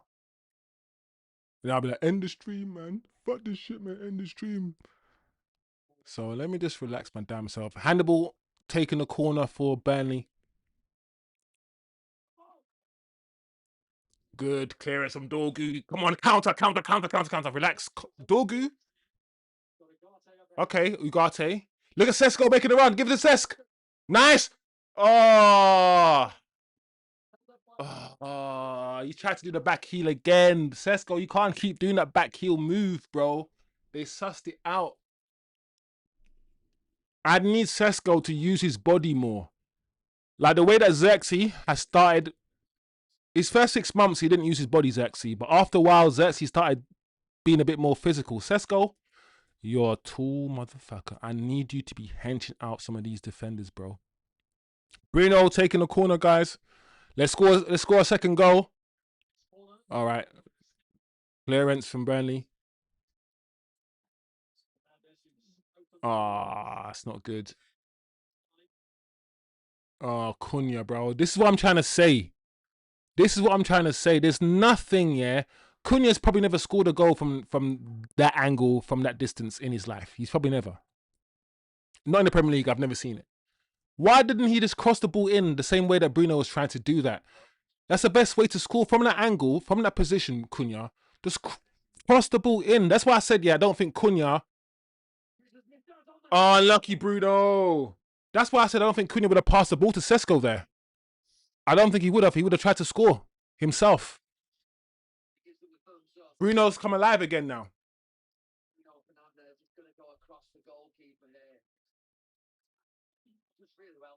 And that's why Bruno's an enigma, guys. He's an enigma. Because he does a lot of things that are really good. While frustrate all of us. Proper enigma. Mr. Fernandes. Mr. Fernandes.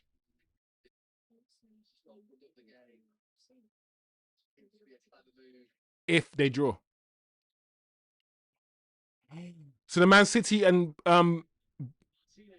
Brighton game ended 1-1. It's finished. Oh my gosh. So what, 5-point gap between Arsenal and Man City? And they played the same amount of games, or Man City played one game more? Man City played one game more. Oh, this league is done. I think the league's done. I think there'll be 8 points. By the time Arsenal play again, there'll be 8 points gap. It is what it is. Chelsea losing. It is what it is. Burnley, another corner to Burnley. So Burnley are... No, it's not. Is it corner to... No. Corner to United. Bruno. Let's get a second and win this game, guys. Oh, my Lord. Heaven, you got to score that, bro.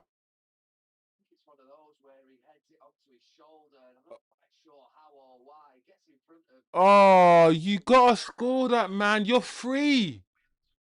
And this is what I'm saying, guys.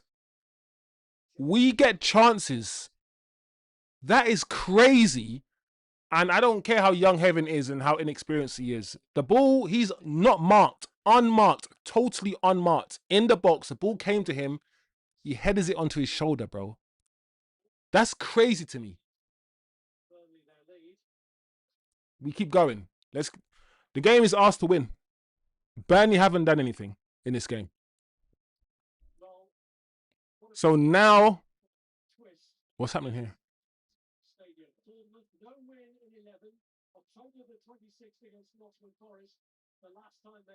Hannibal's coming off.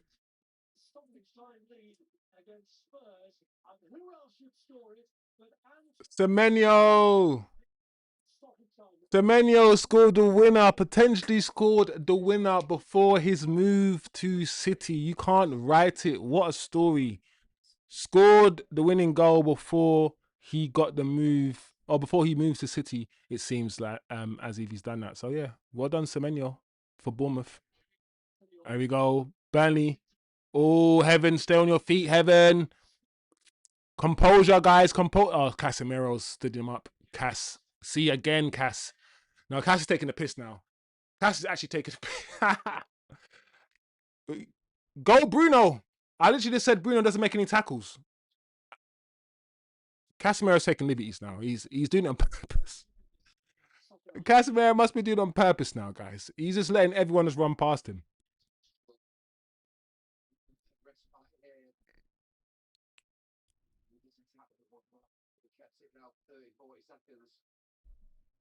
Keeper.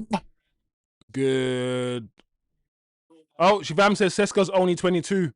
Oh, shame. I apologize. I'm adding years on Sesko for no reason. He's 22, not 23. Shaw's not going forward. Cass has no legs. Yeah, that's clear.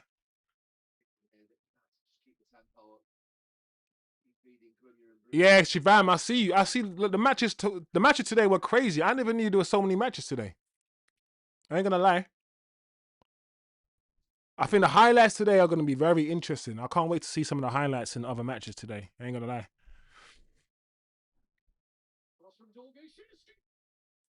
Yes! I literally looked down and missed it. Oh! I looked at the chat and I missed the goal, people. Oh, we're back. Get in.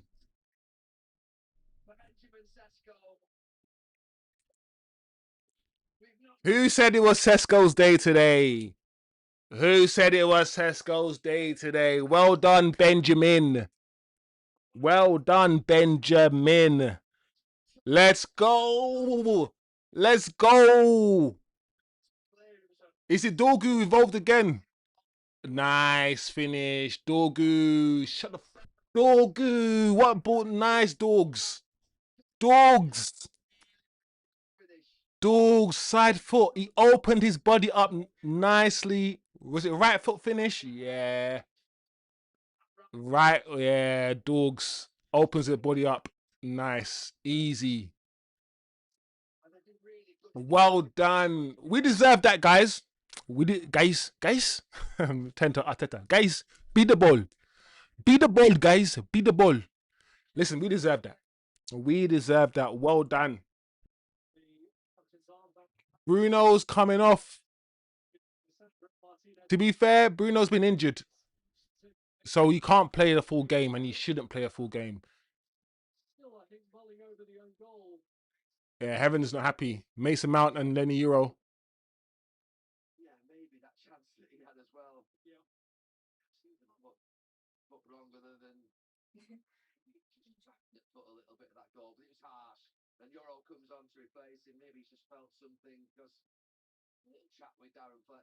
He's sad. He's not happy, Heaven. This is when you got to put your arm around a young lad and be like, you're the future, bro. Like, you made a mistake. If you can even consider it a mistake, all he did was try to engage and the ball deflected off him. So he's not actually a mistake. But either way, okay, what's going on? He probably should have scored. So what are we doing? Sesko strike. Sesko hat trick. Sesko hat trick, yeah? Oh, Burnley unlucky. Burnley, don't play with your food, bro. Why? Why can't I wait half an hour? Don't play with your food, Burnley. Acho said take off Bruno, put on Xerxes. Well, Bruno's off. And he put on Mason Mount. You need to understand, these British dons, yeah, like Fletcher and these guys, they're always going to like love the mounts and shit. To be honest, it's not just British dons. I can't even say that because Ten Hag came here and he loved Mount. Amram came here and he loved Mount. Mount is just that guy. He's that teacher's pet that's loved by all these guys. I can't believe Man City drew, bro, at home. Yeah, man, the league is done. The league is done, I think, guys.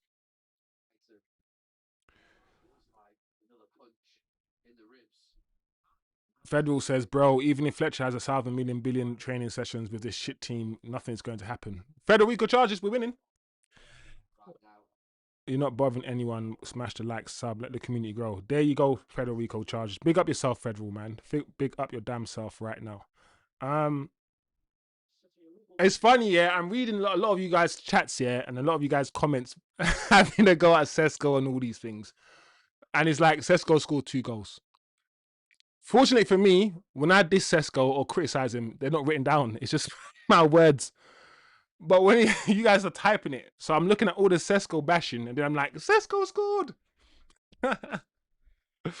Hey, life is funny, bro. Life is beautiful, man. Enjoy it while you're on this planet, man. We all have a short time here, and while we're here, enjoy every second of it if you can. That's all I'm saying. Big up Sesko, man. The Slovenian gunslinger, says Ivan. Sub-Zero Sesko. 2 goals from Sub-Zero Sesko today. I forget I called him that, Sub-Zero Sesko. I revoked that name though. I stopped calling him Sub-Zero Sesko because he just weren't scoring goals. You can't get called Sub-Zero Sesko if you're not scoring goals. You can't be ice. Like Cole Palmer does an ice cold thing. Like, I'm ice cold when he celebrates. So, but he can do that because he scores goals. If Sesko continues to score goals, man might have to call him Sub-Zero. Ice cold finisher, Sesko, Sub-Zero Sesko. So, let's go. All the haters, shush, says Ivan. Finally, says Acho. Yeah, that movement was proper box movement. And thing is, he was proper in between. You know when you get told, position yourself between the 2 defenders, bro. Do it. He was right in between the 2 defenders. The cross, I always think to myself, sometimes, yeah, when we get the ball in the wings, yeah, put in a cross straight away, bro. You don't need to take 2. Dorgu didn't need to take 4 or 5. What the hell is this? What is going on here? Tackle this. This guy's just walking through a whole midfield. Oh my lord.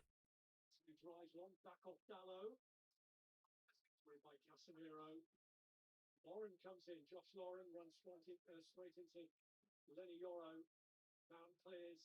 Oh, Cunha, man, be better. Yeah, man, that movement from Sesko was good. And like I said, the cross from Dorgu was a quick. He crossed it before the defenders could get time to position themselves, to steady themselves. And that's what you got to do. Sometimes it's not about taking 3 or 4 touches. Sometimes put the ball in straight away. Quickly, bro. Speed. Oh, my lord, bro. That's what you call an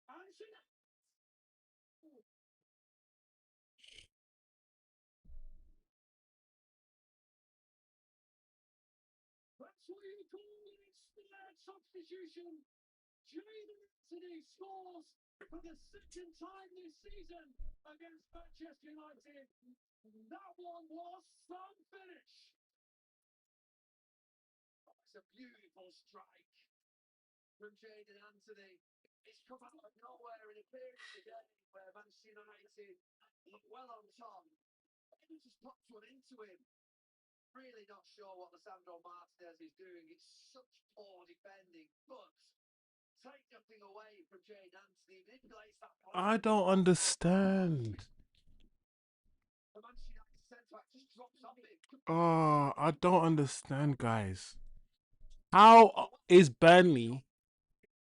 Oh, I'll keep her, man. How is Burnley just scoring that? The first goal was a fluke, yeah? The first goal was a fluke, and the second goal was out of nowhere, top corner. How are they just scoring these goals, bro? I hate the fact, yeah, that Burnley don't have to do anything to score their goals.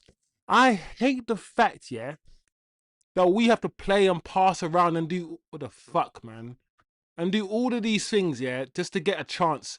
When Burnley just flipping score like an own goal, score a deflected goal, which is their first goal, and then their second goal is literally just a swing off the foot from the edge of the box into the top corner. That's it. That's how they scored their 2 goals. It's so frustrating, guys.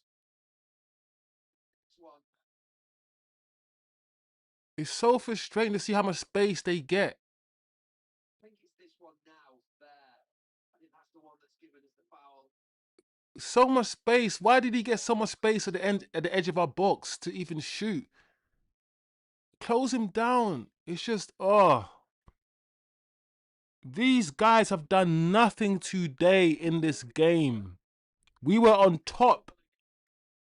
We looked like we could score the 3rd goal. And then just out of nowhere football, man. You can't. Oh, man. Oh, fucking hell, man.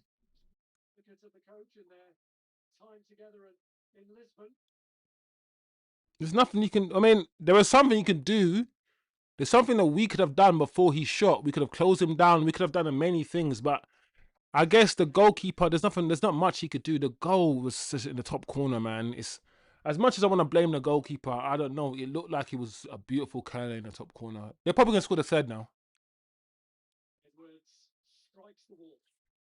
All right, hit the wall.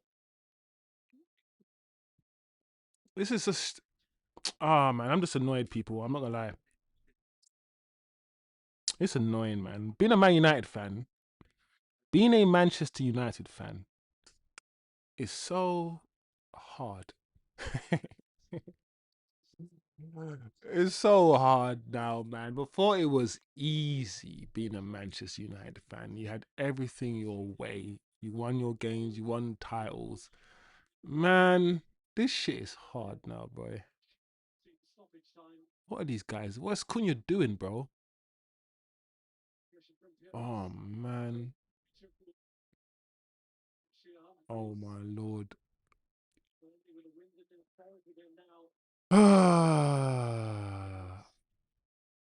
Benny in the nets.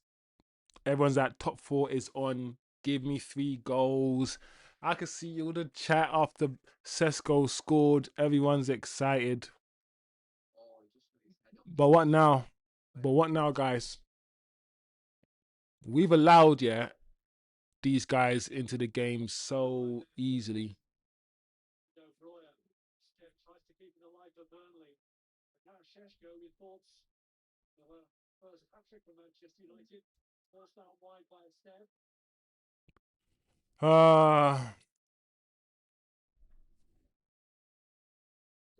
TK. Yeah, TK said 2-2 draw.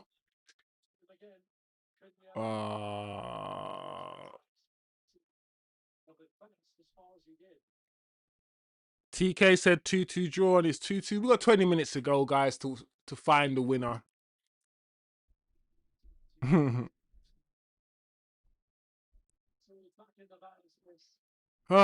This game, man. Football. This is why we love football as well, man.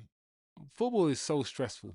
If you're a football fan, if you're emotionally invested, it's just a roller coaster, man. Football annoys me, you know. I love it. I love it, but it just annoys me. I hate how much I love football.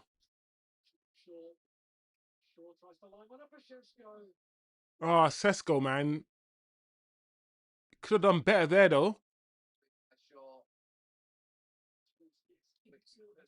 Oh, my gosh. Well done, Ugarte. I'm glad you did that because Cass wouldn't have done that. We need Bruno back on the pitch, man. I know Bruno's not my favourite player either, man, but...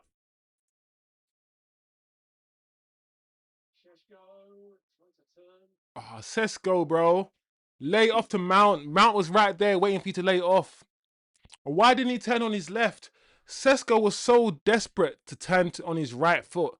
The space for Sesko in that moment when he was in the box was actually turn to his right and hit with his left because there was so much space there. Or lay it off to Mason Mount.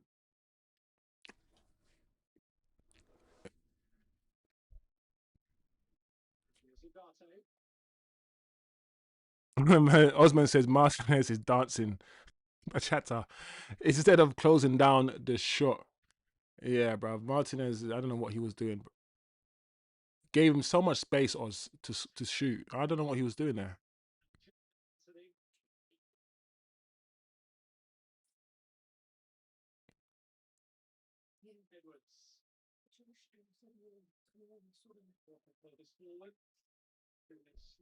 Atro says the cavalry comment on Jay-Z and Kobe. Yeah. Solskjaer's gonna give them 18 minutes. I mean, if it was Ten Hag would have given them 5 minutes. So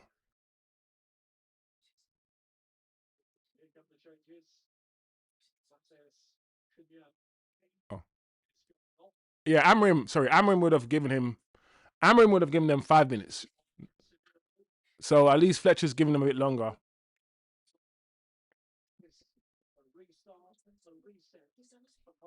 Kobe mainly on for Casemiro and Zaxi on for who? Cunha.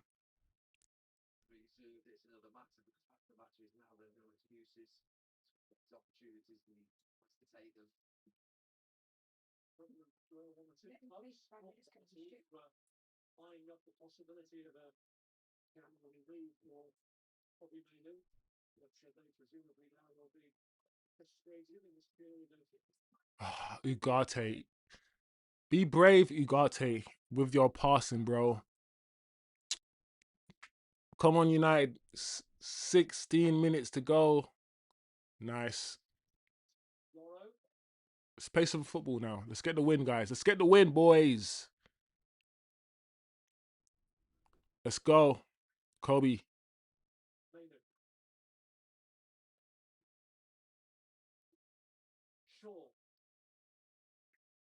Yeah, I mean, we don't win games when we have most of the ball, right? That's the stat as well.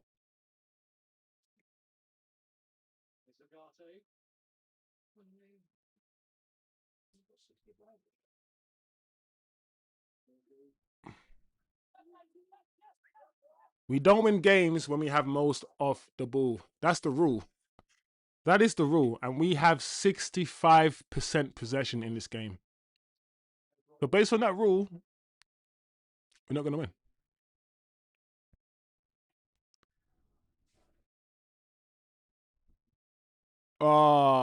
Who was that pass to, Dorgu?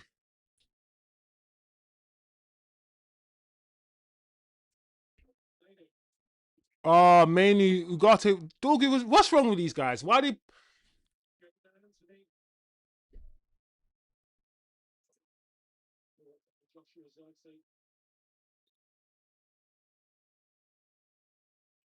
15 minutes to go.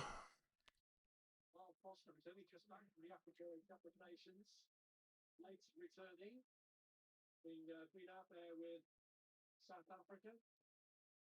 Scored a couple of goals in that tournament. He's going to come on and take the place of Oh man, we got beaten by one to go. Oh no, we haven't lost.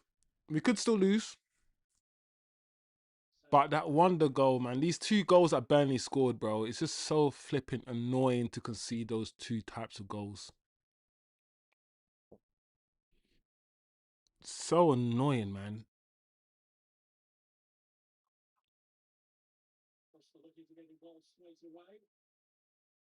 What's Martinez doing? Ugarte, bro. Turn. You got... Why did Ugarte just pass the ball back, yeah? When he had all that space behind him, he could have just turned and ran. Oh, I hate that.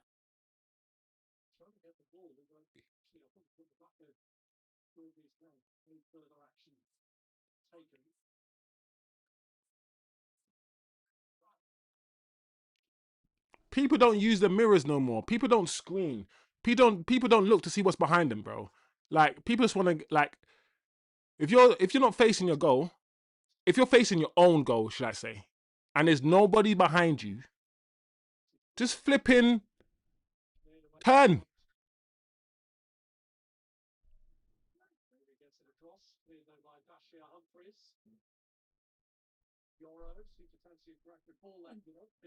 Dallo, man.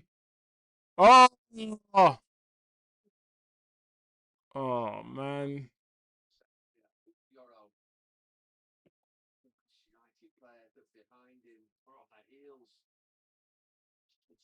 Oh.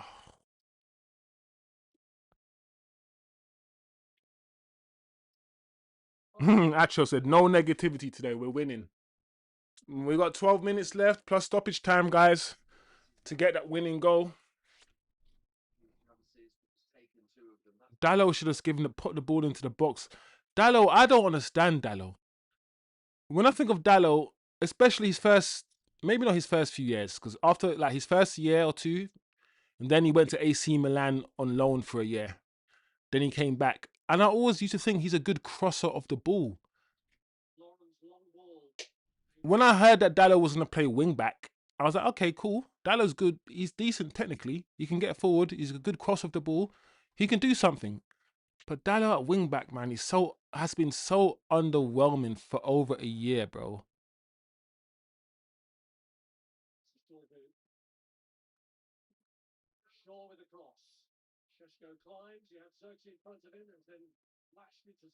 Both Zaxi and Sesko going for the same ball, you know. Bro, goalkeeper. You could have passed the ball to somebody rather than boot it.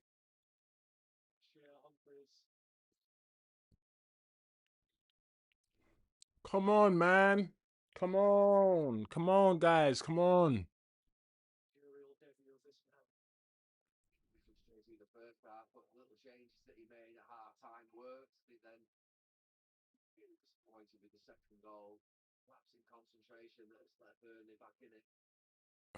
Hopefully he's got the firepower out on the pitch and quality to be able to get a winner. Nerves also about what Burnley can do going forward. Burnley shouldn't be scoring 2 goals past us, bro. That's the issue, bro.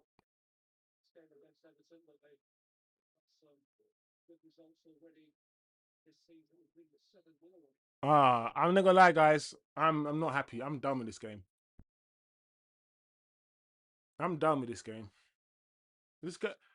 I don't know why this game's annoying me so much. It is so frustrating. Big up David Harris. 65,000 people watching that channel tonight, the United Stand channel. That's good. That's the biggest Man United channel in the world. So, and it's a new manager. So he gets his money. He's gonna get. You know how much money Goldbridge gets from that YouTube channel, bro. He is filthy rich now. Like every video for the past 5 years, minimum 200,000 views, and he does about 3 or 4 videos every day for 7 days for the last 7 years. Like, it's crazy.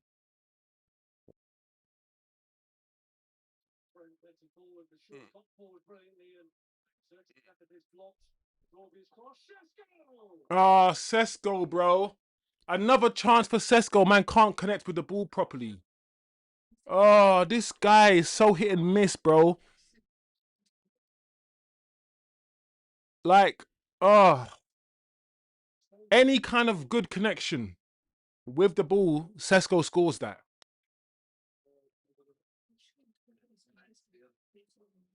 Man.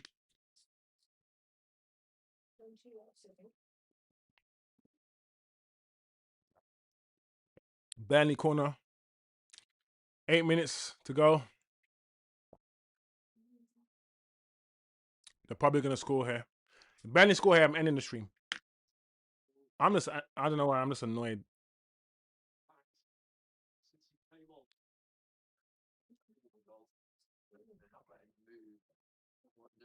Here we go.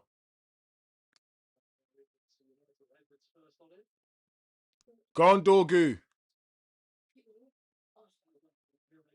Dorgu's had a good game today.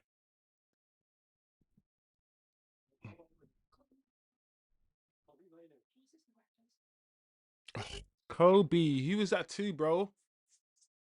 Kobe, come on. Guys. There we go. I wish, we counter-attacked better when we had the ball and we won it back.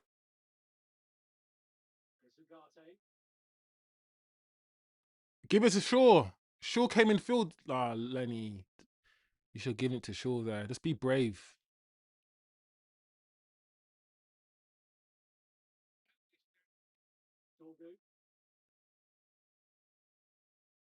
Dorgu. Yeah, man. This game's annoying. Maybe a little bit behind him on his weaker side. He has just to fetch it. Sesko. Could be one of the studs.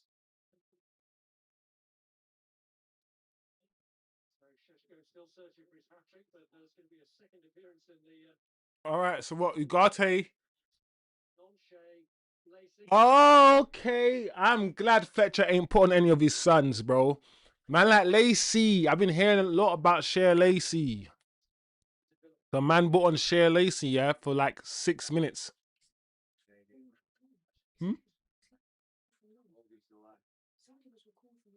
No, it was Collier, I think. Was it Collier?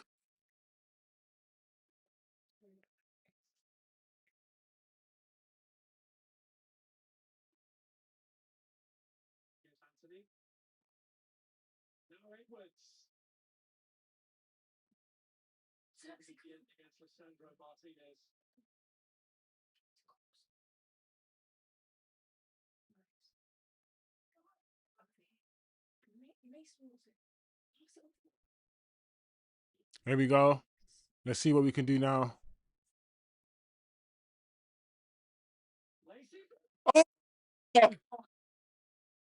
Oh, Share Lacey. He just came on the field. Oh! Oh!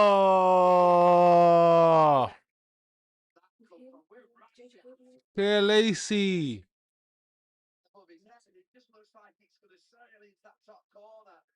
What a shot from the young lad. Like I said, yeah, maybe the future, Share Lacey, Kobe, JJ Gabriel, the little Colombian kid that we got, Kone. We got a couple young G's, guys. We got a couple young G's. We do. We do. And Fletcher's going for it. I like Fletcher's going for it. And also, yeah, Fletcher knows the youth, right? Fletcher's job, literally, for the past 6 months was to work with the youngsters. So he must know the youngsters better than anyone else. That was literally his job, right? So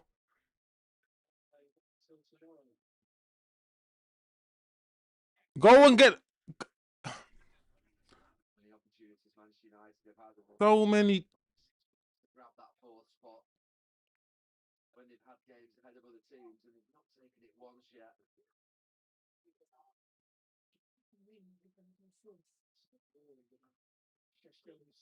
Arrival. Here's Lauren. Step. Lucy putting the pressure on Humphries. Certainly unsettling him. Dallow. Come on, we ain't got time. We have to be quick, guys.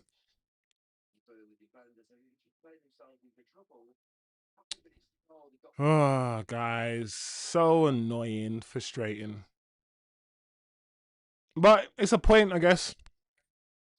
Chelsea lost, so it's a point gain on Chelsea. I don't know. I'm trying to spin this in a positive, guys.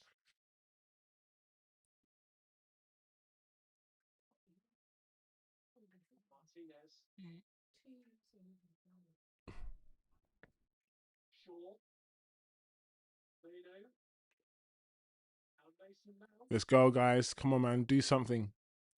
Dorgu. Come on, guys. Keep moving it quickly.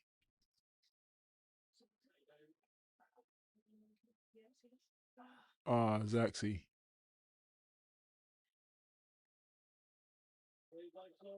Let's go. Let's go.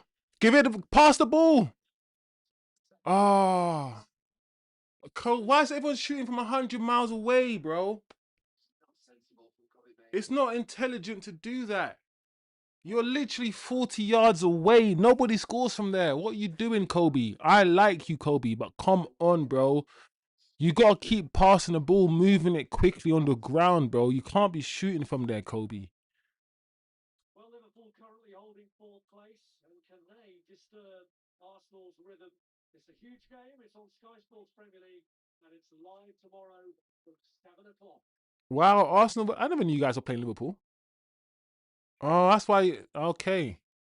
Arsenal versus Liverpool tomorrow, guys. That's the game.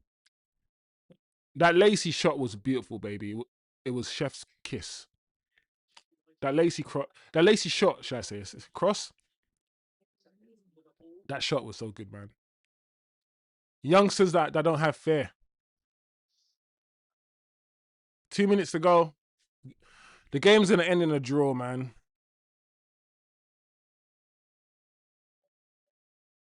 What a disappointing game.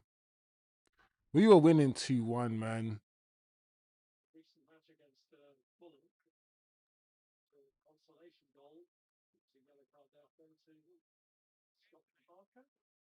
Shivam, shush, bro. I'm not having you say he's not good because he got a shot off target. I'm not having that stuff. That's some biased stuff, Shivam. You got to do better, Shivam. You really have to. When it comes to your bias against Manu and Xerxes, I feel like you got to do better, bro. You just have to.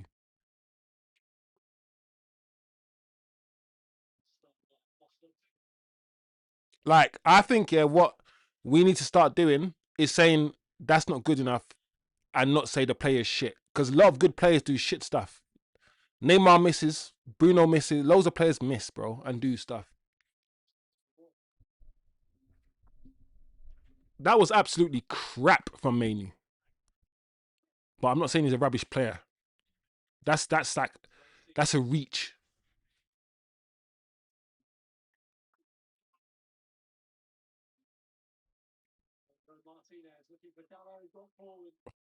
Fucking hell, bro. For 90 minutes.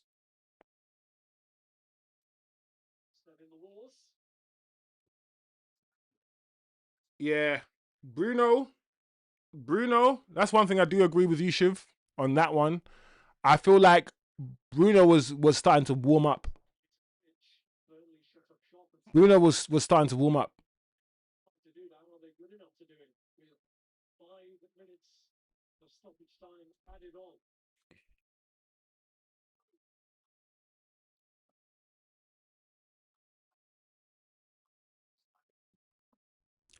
Yeah, but Shivam, you're not thinking straight. Like, he's not playing in the same position that Bruno and Cunha are playing in. He's playing in a double pivot. He's playing where Ugarte and Cass are playing. Neither Ugarte or Casemiro did a through ball either. It's like, I hate what you're saying. You don't like Kobe Manu. You just don't, right? Which is fine. So, and because of that, you need to understand that you're always going to be looking for things to hate him for. That's how your brain is wired, Shivs. And I understand that. But what you need to understand, Shiv, is that 99% of all football fans know that Kobe Manu is a good footballer. It's not we think he is. We know because we can see that he's good. He might not fit in this system and whatever, but he's a good footballer, bro. He actually is objectively a good footballer.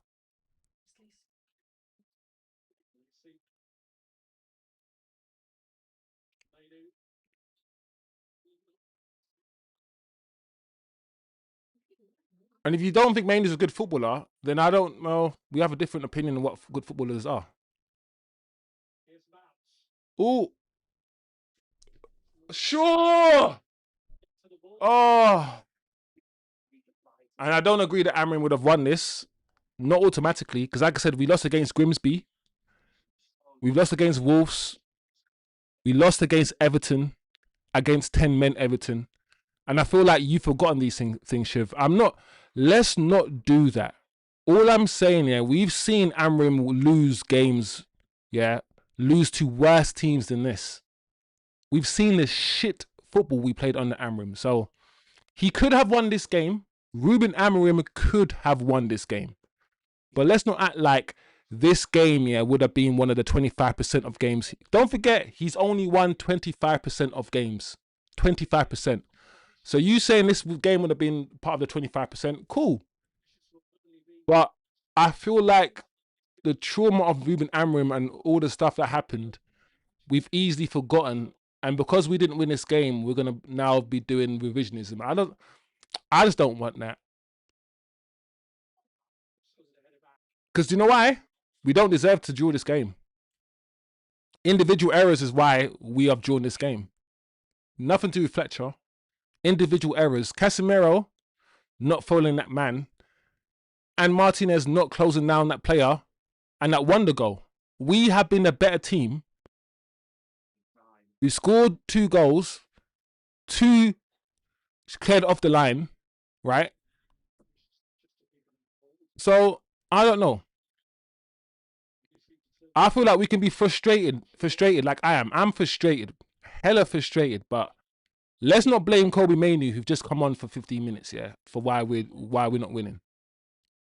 That's all I'm saying, Shivs.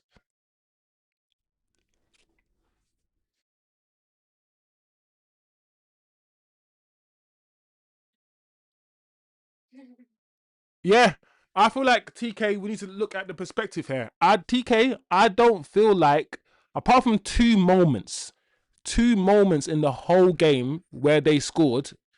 Burnley haven't done anything, and Burnley are at home. So I just need us to understand what we've watched.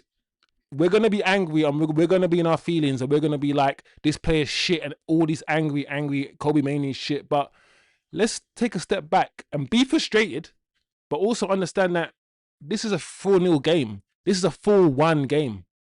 This game, because Burnley have had no chances. Their first goal wasn't a chance, it was a cross. Their second goal was a wonder goal. Burnley's XG today is probably 0 or whatever, I don't know. They've created no chances today, Burnley. All the chances in this game have been Manchester United. All of them. So perspective is important, guys, with what you're seeing. Don't let your anger or your frustration of what you're seeing. Oh, Lacey, almost again. Almost again, Lacey.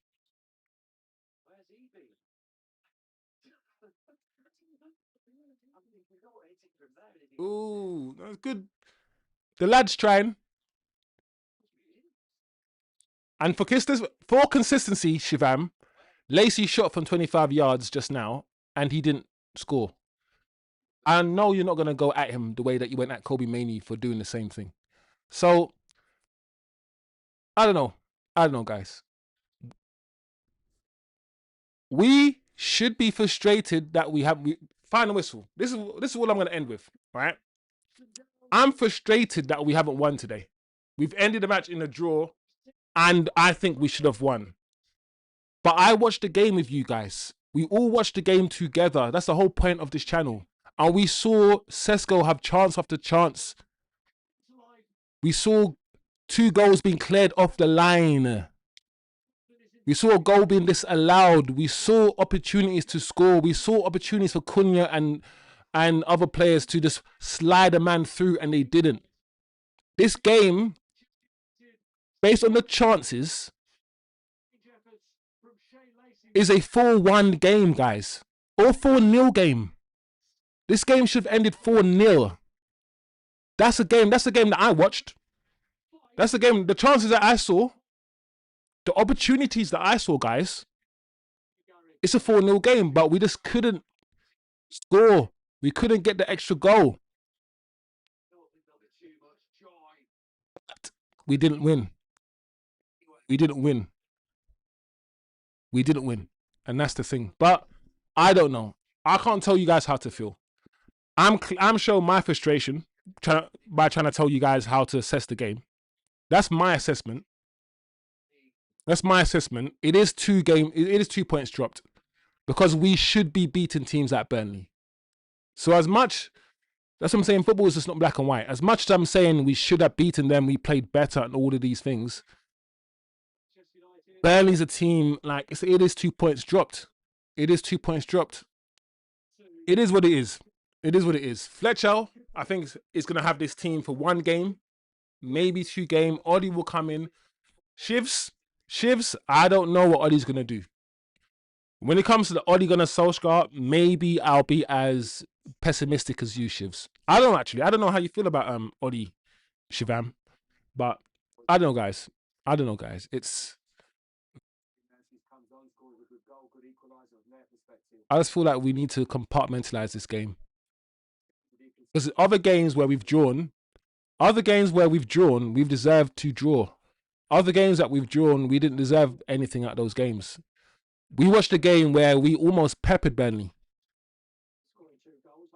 65% possession away from home. So it is what it is, guys. The first game, post Amrim, and it ends in a draw. You guys will determine. Let me know why this game ended in a draw. Let me know your assessment of the game. I've given you mine. Fletcher's had these guys in for 1 training session, which was Tuesday, I think, or Monday, and that was it. We still played 4-3-3. Or not still. We played a 4-3-3 formation, almost. We still build up like most teams with 3 at the back. Dallo playing really high up, almost like a winger. we do miss players. I know TK and others in the chat have said we do miss the players. You guys keep saying over and over again we need midfield players. I've said we can be okay, but I'm not gonna lie, guys.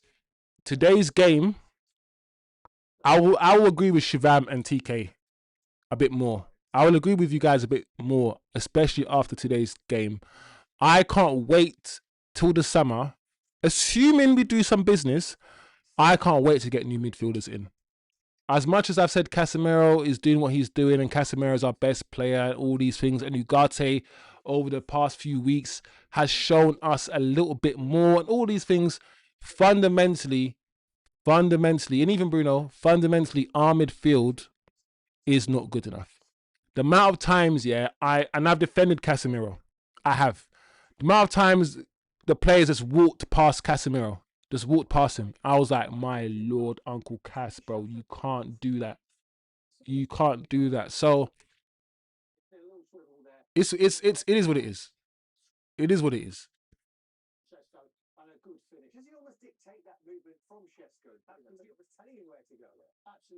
Half Gazzo. We created plenty of chances, but we lacked a game plan. Half Gazzo. Like I keep saying, we had most of the chances. I don't remember. How many chances do you remember them having? How many shots? How many chances? 5 shots. Look at the stats, guys. Because you guys can't gaslight me today. Nobody can gaslight me today. Because you know when the stats are supposed to be used, to support what you see with your eyes. What I saw, even though we didn't play that great football, what I saw was a domination with regards to possession and chances. And look at the screen. Look at the screen. 24 shots to 5. And we're the away team. 24 shots to 5. 8 shots on target to 1.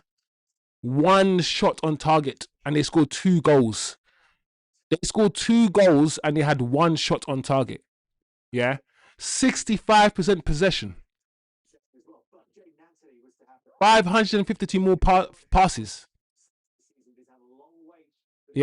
Less fouls. We have been... Listen, that's why I'm not having it from people who are like all doom and gloom.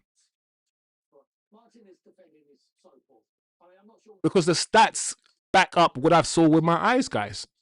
We deserve... This game was a 4-0 game. I said 4-1 before. It's a 4. This game's a 4-0 game. So let's be frustrated, angry, whatever emotion you want to do, you want to feel, at the fact that we did not win. But emotions and objectivity are 2 different things. You can feel angry, emotional that we didn't win today, whatever. But then when you've calmed down and you can look back at the game, look at what you saw, all the chances, Sesko scoring 2 goals, all these things, you're going to be thinking, do you know what? We deserve to win the game. And maybe the next game will be better. So I'm going to be a bit more positive. It's a new era. Fletcher's only had the guys for a few days. So, and I have a duty to not be doom and gloom.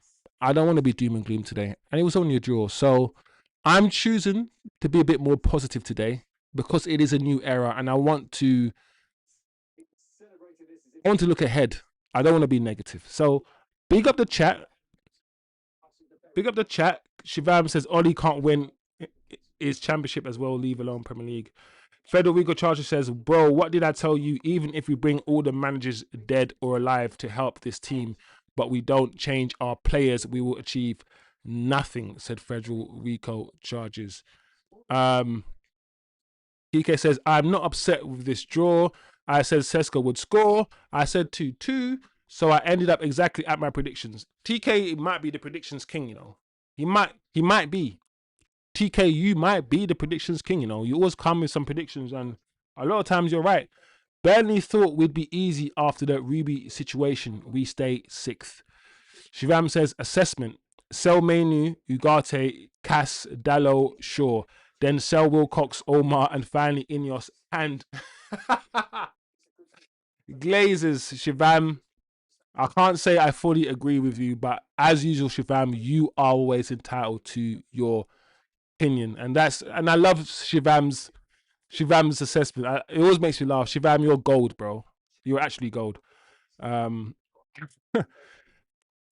says we should have won it in the second half. I agree, Tim. Shivam, the only sellable player is Manu, says Federal Rico Charges. He's the only player we're going to get money from. Zaxi, because he is inconsistent and lacks quality. What about Sesko? What about Bruno? Bruno's inconsistent. Cunha's inconsistent. Are you going to sell them as well, Shiv? Sell the whole team. If we had Mbumo and Ahmad today, this would have been ugly for Burnley. I think so, TK. I think so. I hope Ahmad, listen, I'm not like the rest of you guys, yeah, who want these guys to get knocked out so they can come back. I actually want Ahmad to win. I'm a black man. I'm invested. I'm more invested in the African Cup of Nations than I am with Man United right now. So, and what's going on in Africa, full stop. With all the protests, all the things that's going on. So, I actually want Ahmad or Mbeumo, one of those two, to actually win it. Because they're Man United players, and if they come back with an African Cup of Nations trophy, which is equivalent to the Euros, good for them. I don't actually want them to get knocked out so they can return, you know. I know that might be an unpopular thing to say, because most people are like, oh, come on, hurry up and get knocked out so you can come back. But I want them to win. I actually want them to win. Shivami, you're a joker. Fletcher out, Amrim in. Fletcher out, Amrim in, yeah? Amrim won against Burnley and we drew after the sack. Listen, Amrim lost against Grimsby. So I got to keep reminding you guys that he lost against Grimsby. Whenever you guys try to say Amrim whatever and Amrim whatever, I just got to remind you that he lost against Grimsby. And that he's the worst manager we've ever had. 552 passes and 300 in defense, says Shivam. Acho says, I'm just hoping Sesko takes the movement he did today and turns up. Yeah.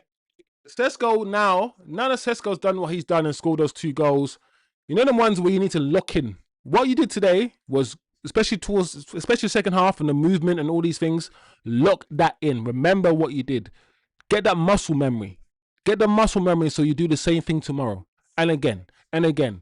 Be in the box. The reason why you scored, yeah, that second goal is because you were in the box. You were making that run. That's where we want Sesko to be. TK says Sesko had a header saved that would have been 3 goals. He also had 2 other chances close in that he flubbed. Could have scored 5. Bro, TK, we're watching the same game. I'm thinking, hold on a second. I know we didn't win. I know we drew, all these things. But I'm like, hold on a second. I saw chance after chance. I saw Sesko have opportunity to score, bro. This is a 4... Once again, just repeating myself. I've just watched a 4-0 game end 2-2.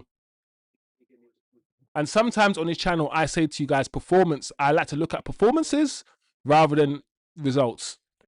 And we come in terms of performance and the chances we created, even without certain players, we were okay. We were okay. Acho says, big up Chosen and the chat. Sesko, well done, but let's move let's move like that in the future. This is the base. Like you guys keep saying, like Shivam keeps saying, certain players will need to get sold and we do need midfielders. We do need midfielders. Shivam, you are right when it comes to that. I will agree. I defend Casemiro, and I still don't think Casemiro has been the biggest issue. In fact, like I said, there's stats out there to support the fact that Casemiro is really, really important. But my lord, today, at least four occasions I saw guys just not even run past him, just walk past Casemiro, and I'm like, oh my lord. This is why Baleba is needed, bro. This is why a Baleba is needed. Imagine having a Baleba who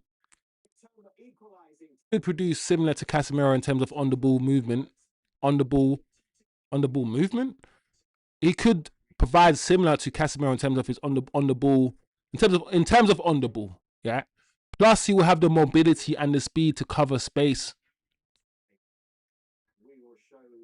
So, don't get it twisted, guys. Even though I defend Casson and I'm saying Ugarte has played slightly better over the last few games, I'm with you guys.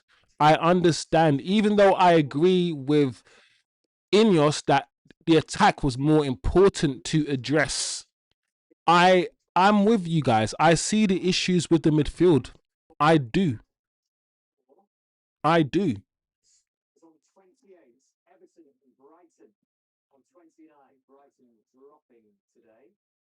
I do. All in all, guys, I'm going to be positive. Like I said, Amrim's gone, new era. I'm going to try to be, less pessimistic. I'm looking forward to see what Ollie does. We essentially played Ollie's formation. We know Ollie loves a 4-2-3-1 formation. That's his go-to formation. So I assume we will continue playing this way. I can't wait to see. Listen, I don't want Ollie, and I don't want Ollie full time, but it sounds as if he's going to be here until the end of the season, until we get Xavi, Areola, or Glasner. I think those are the three that we're looking at, personally. I'll be surprised if it's not one out of those three.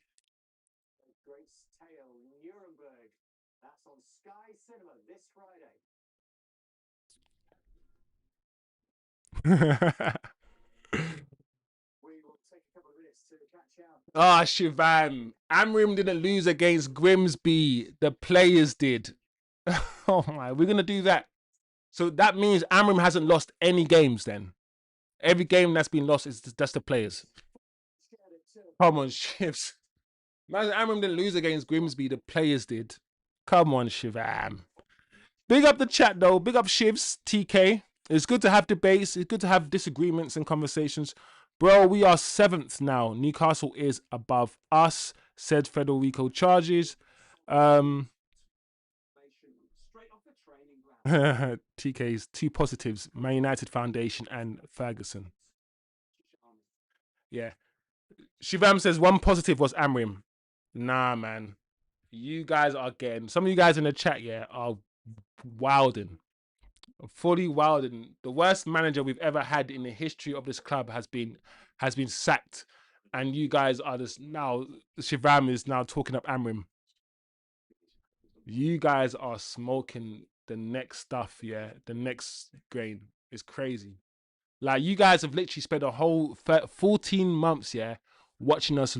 We went, the other show, was it a Monday show? We went through all the losses, that Amrim has done. All the losses. We went through all the results, all the bad results, And even after all of that, you guys are coming on my chat saying Amrim's this and Amrim's that and Amrim would have won. Bro, I don't know what to say to you lot. I've tried my best to speak wisdom. I'm not even saying Amrim wouldn't have, but there's no assurance. There's no assurance that he would have won today based on what you see.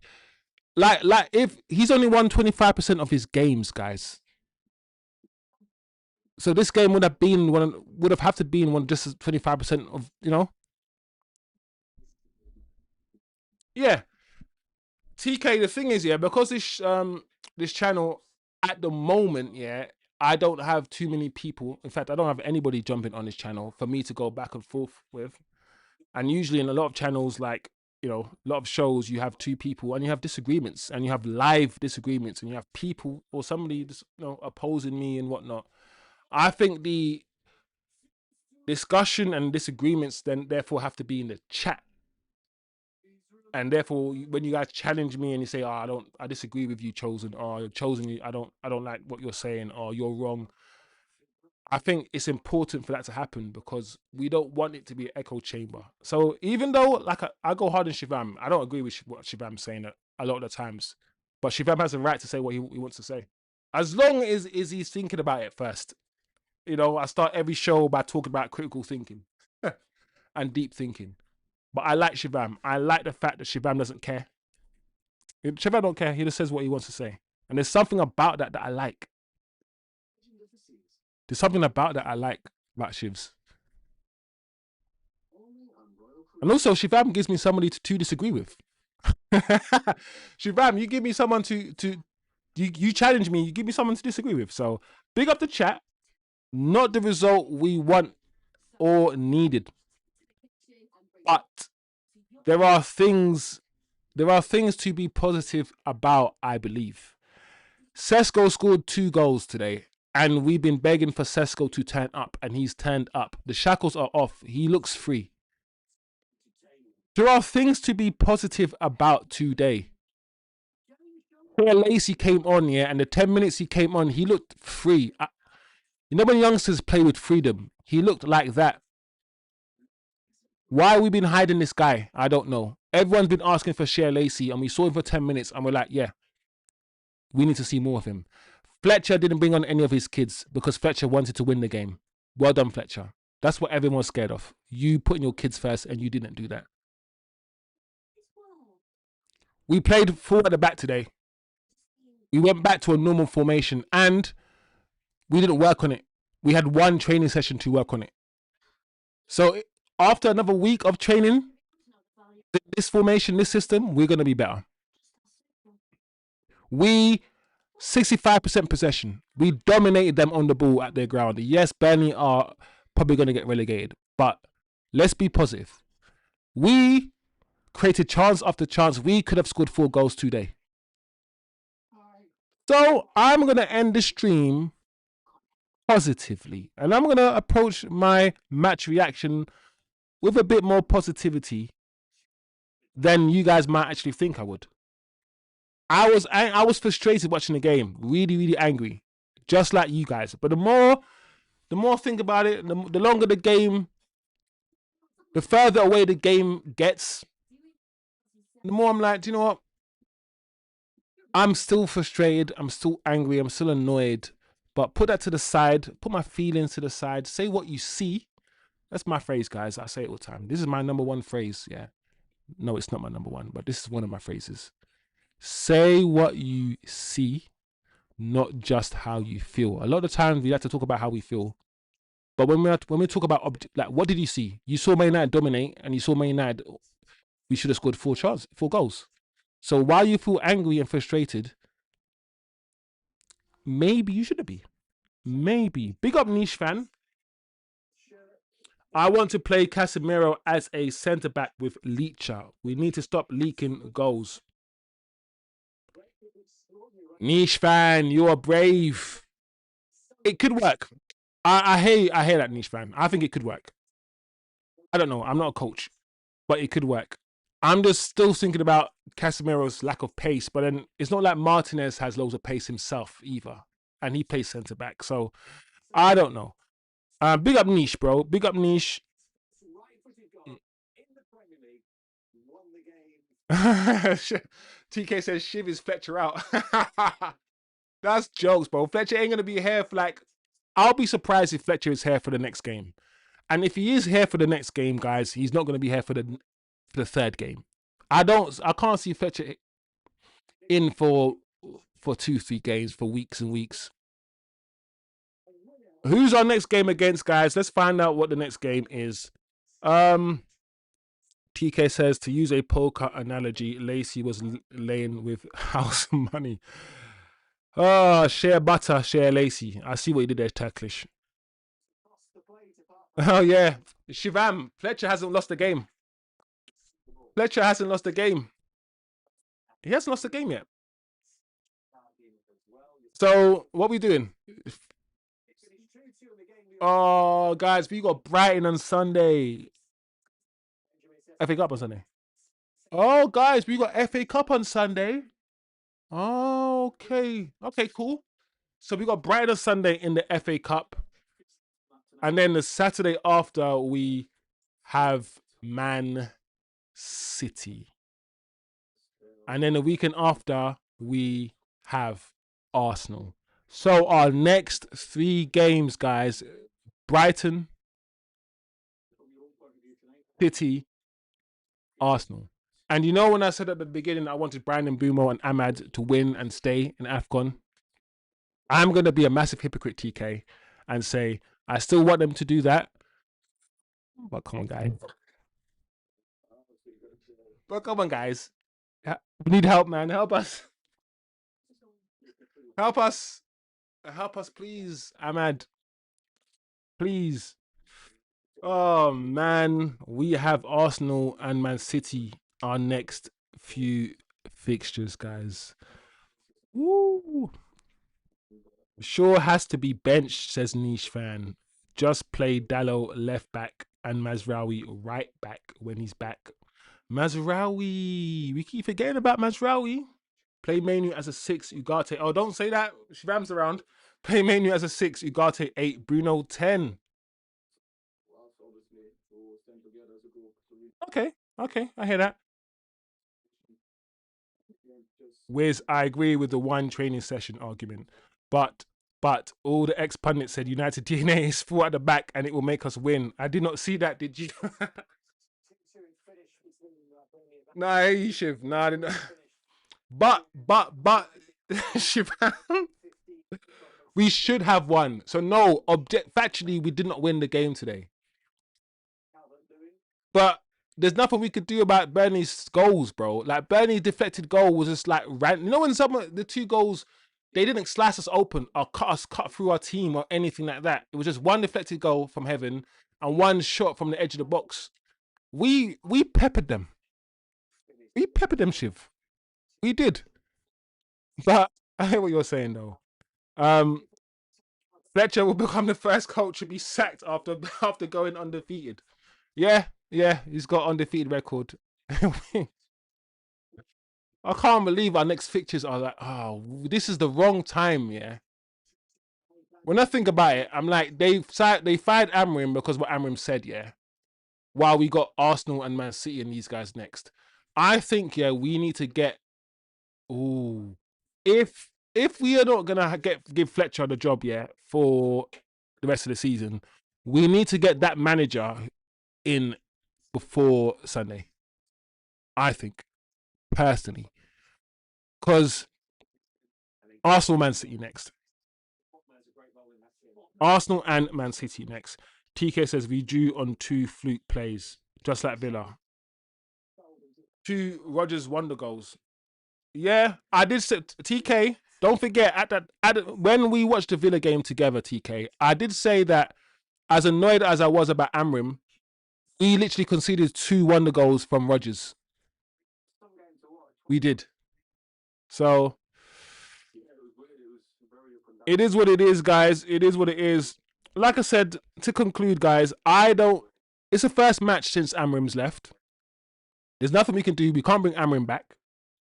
We have to move forwards. We have to hope that Ineos make the right decision. And don't get it twisted, guys. My eyes are on Ineos. I'm not happy with Ineos. I'm not impressed with Ineos. I did say that Ineos have done some decent things in terms of the new up-to-date structure, in terms of bringing certain players in the club. I did not believe that after finishing 15th that we could get Bryan Mbeumo and Cunha. After finishing 15th, I thought we were done and we would never be able to attract 2 of the best players in the Premier League, but we did. And we bought Sesko. So Ineos have done some decent things, but they've also done some shit things.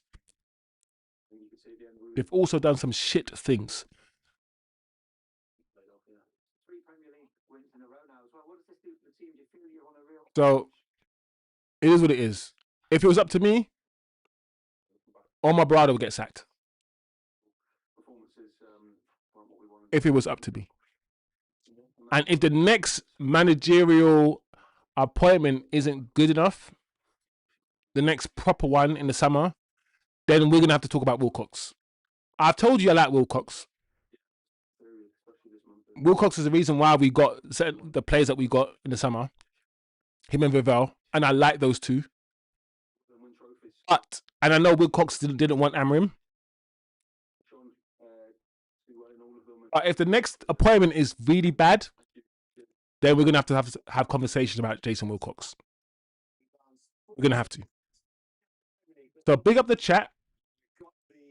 Big up the community. Always live. Very, very, very, very eventful. Very fun, man. The game was a fun game to watch in the end. Frustrating, but also fun at the same time, if that makes any sense. I know, you know. So big up Shivam, TK, Niche Fan, Turkish, Federico, my guy, Atro, Tim, I see you, bro. Big up the chat, man. All the guys, man. Oz, David Harris, make sure you come again, David. Half Gazo, once again, Half Gazo. I hope you feel good here, man. This is a good community. It's a good channel. We like to talk ball here. We don't fuck around here. We also like to have a laugh too. So big up yourself. Ivan, Ivan makes me laugh, you know. Ivan's one of the funniest guys, you know. Eds. Yo, Eddie, man, big up yourself. I ain't seen Eddie for a while still. Big up yourself, Eddie, bro. Happy New Year as well, Eddie. Sausage. Sorry, Sausage, man. I'm sorry we didn't win, man. But I'm reading the chat that says when Sausage said we're not scoring a goal today. I'm not gonna lie, yeah, that's how it looked at the time. So I hear you. Anyway, guys, big up yourselves, man. Not the result, but heads up, man. Let's be positive. I'm going to watch some wrestling now. I'm going to watch some NXT. Eat my dinner, chill out for the rest of the evening. Yeah, I'm not even crying today, guys. Who's the MVP, TK? Oh, TK didn't do the MVP, did he?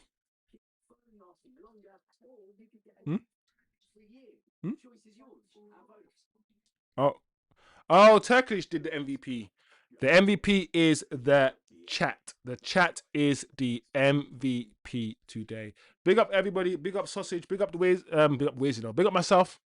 I'll see you guys Friday. Press conference pre-match for Brighton. So Friday evening, as usual. Big up yourselves. Enjoy your Wednesday. Shivs. So TK's giving it. MVP is Shivam today. Big up Shivam. You are the MVP today. Enjoy your evening, guys. TK, enjoy your afternoon. Bye, guys.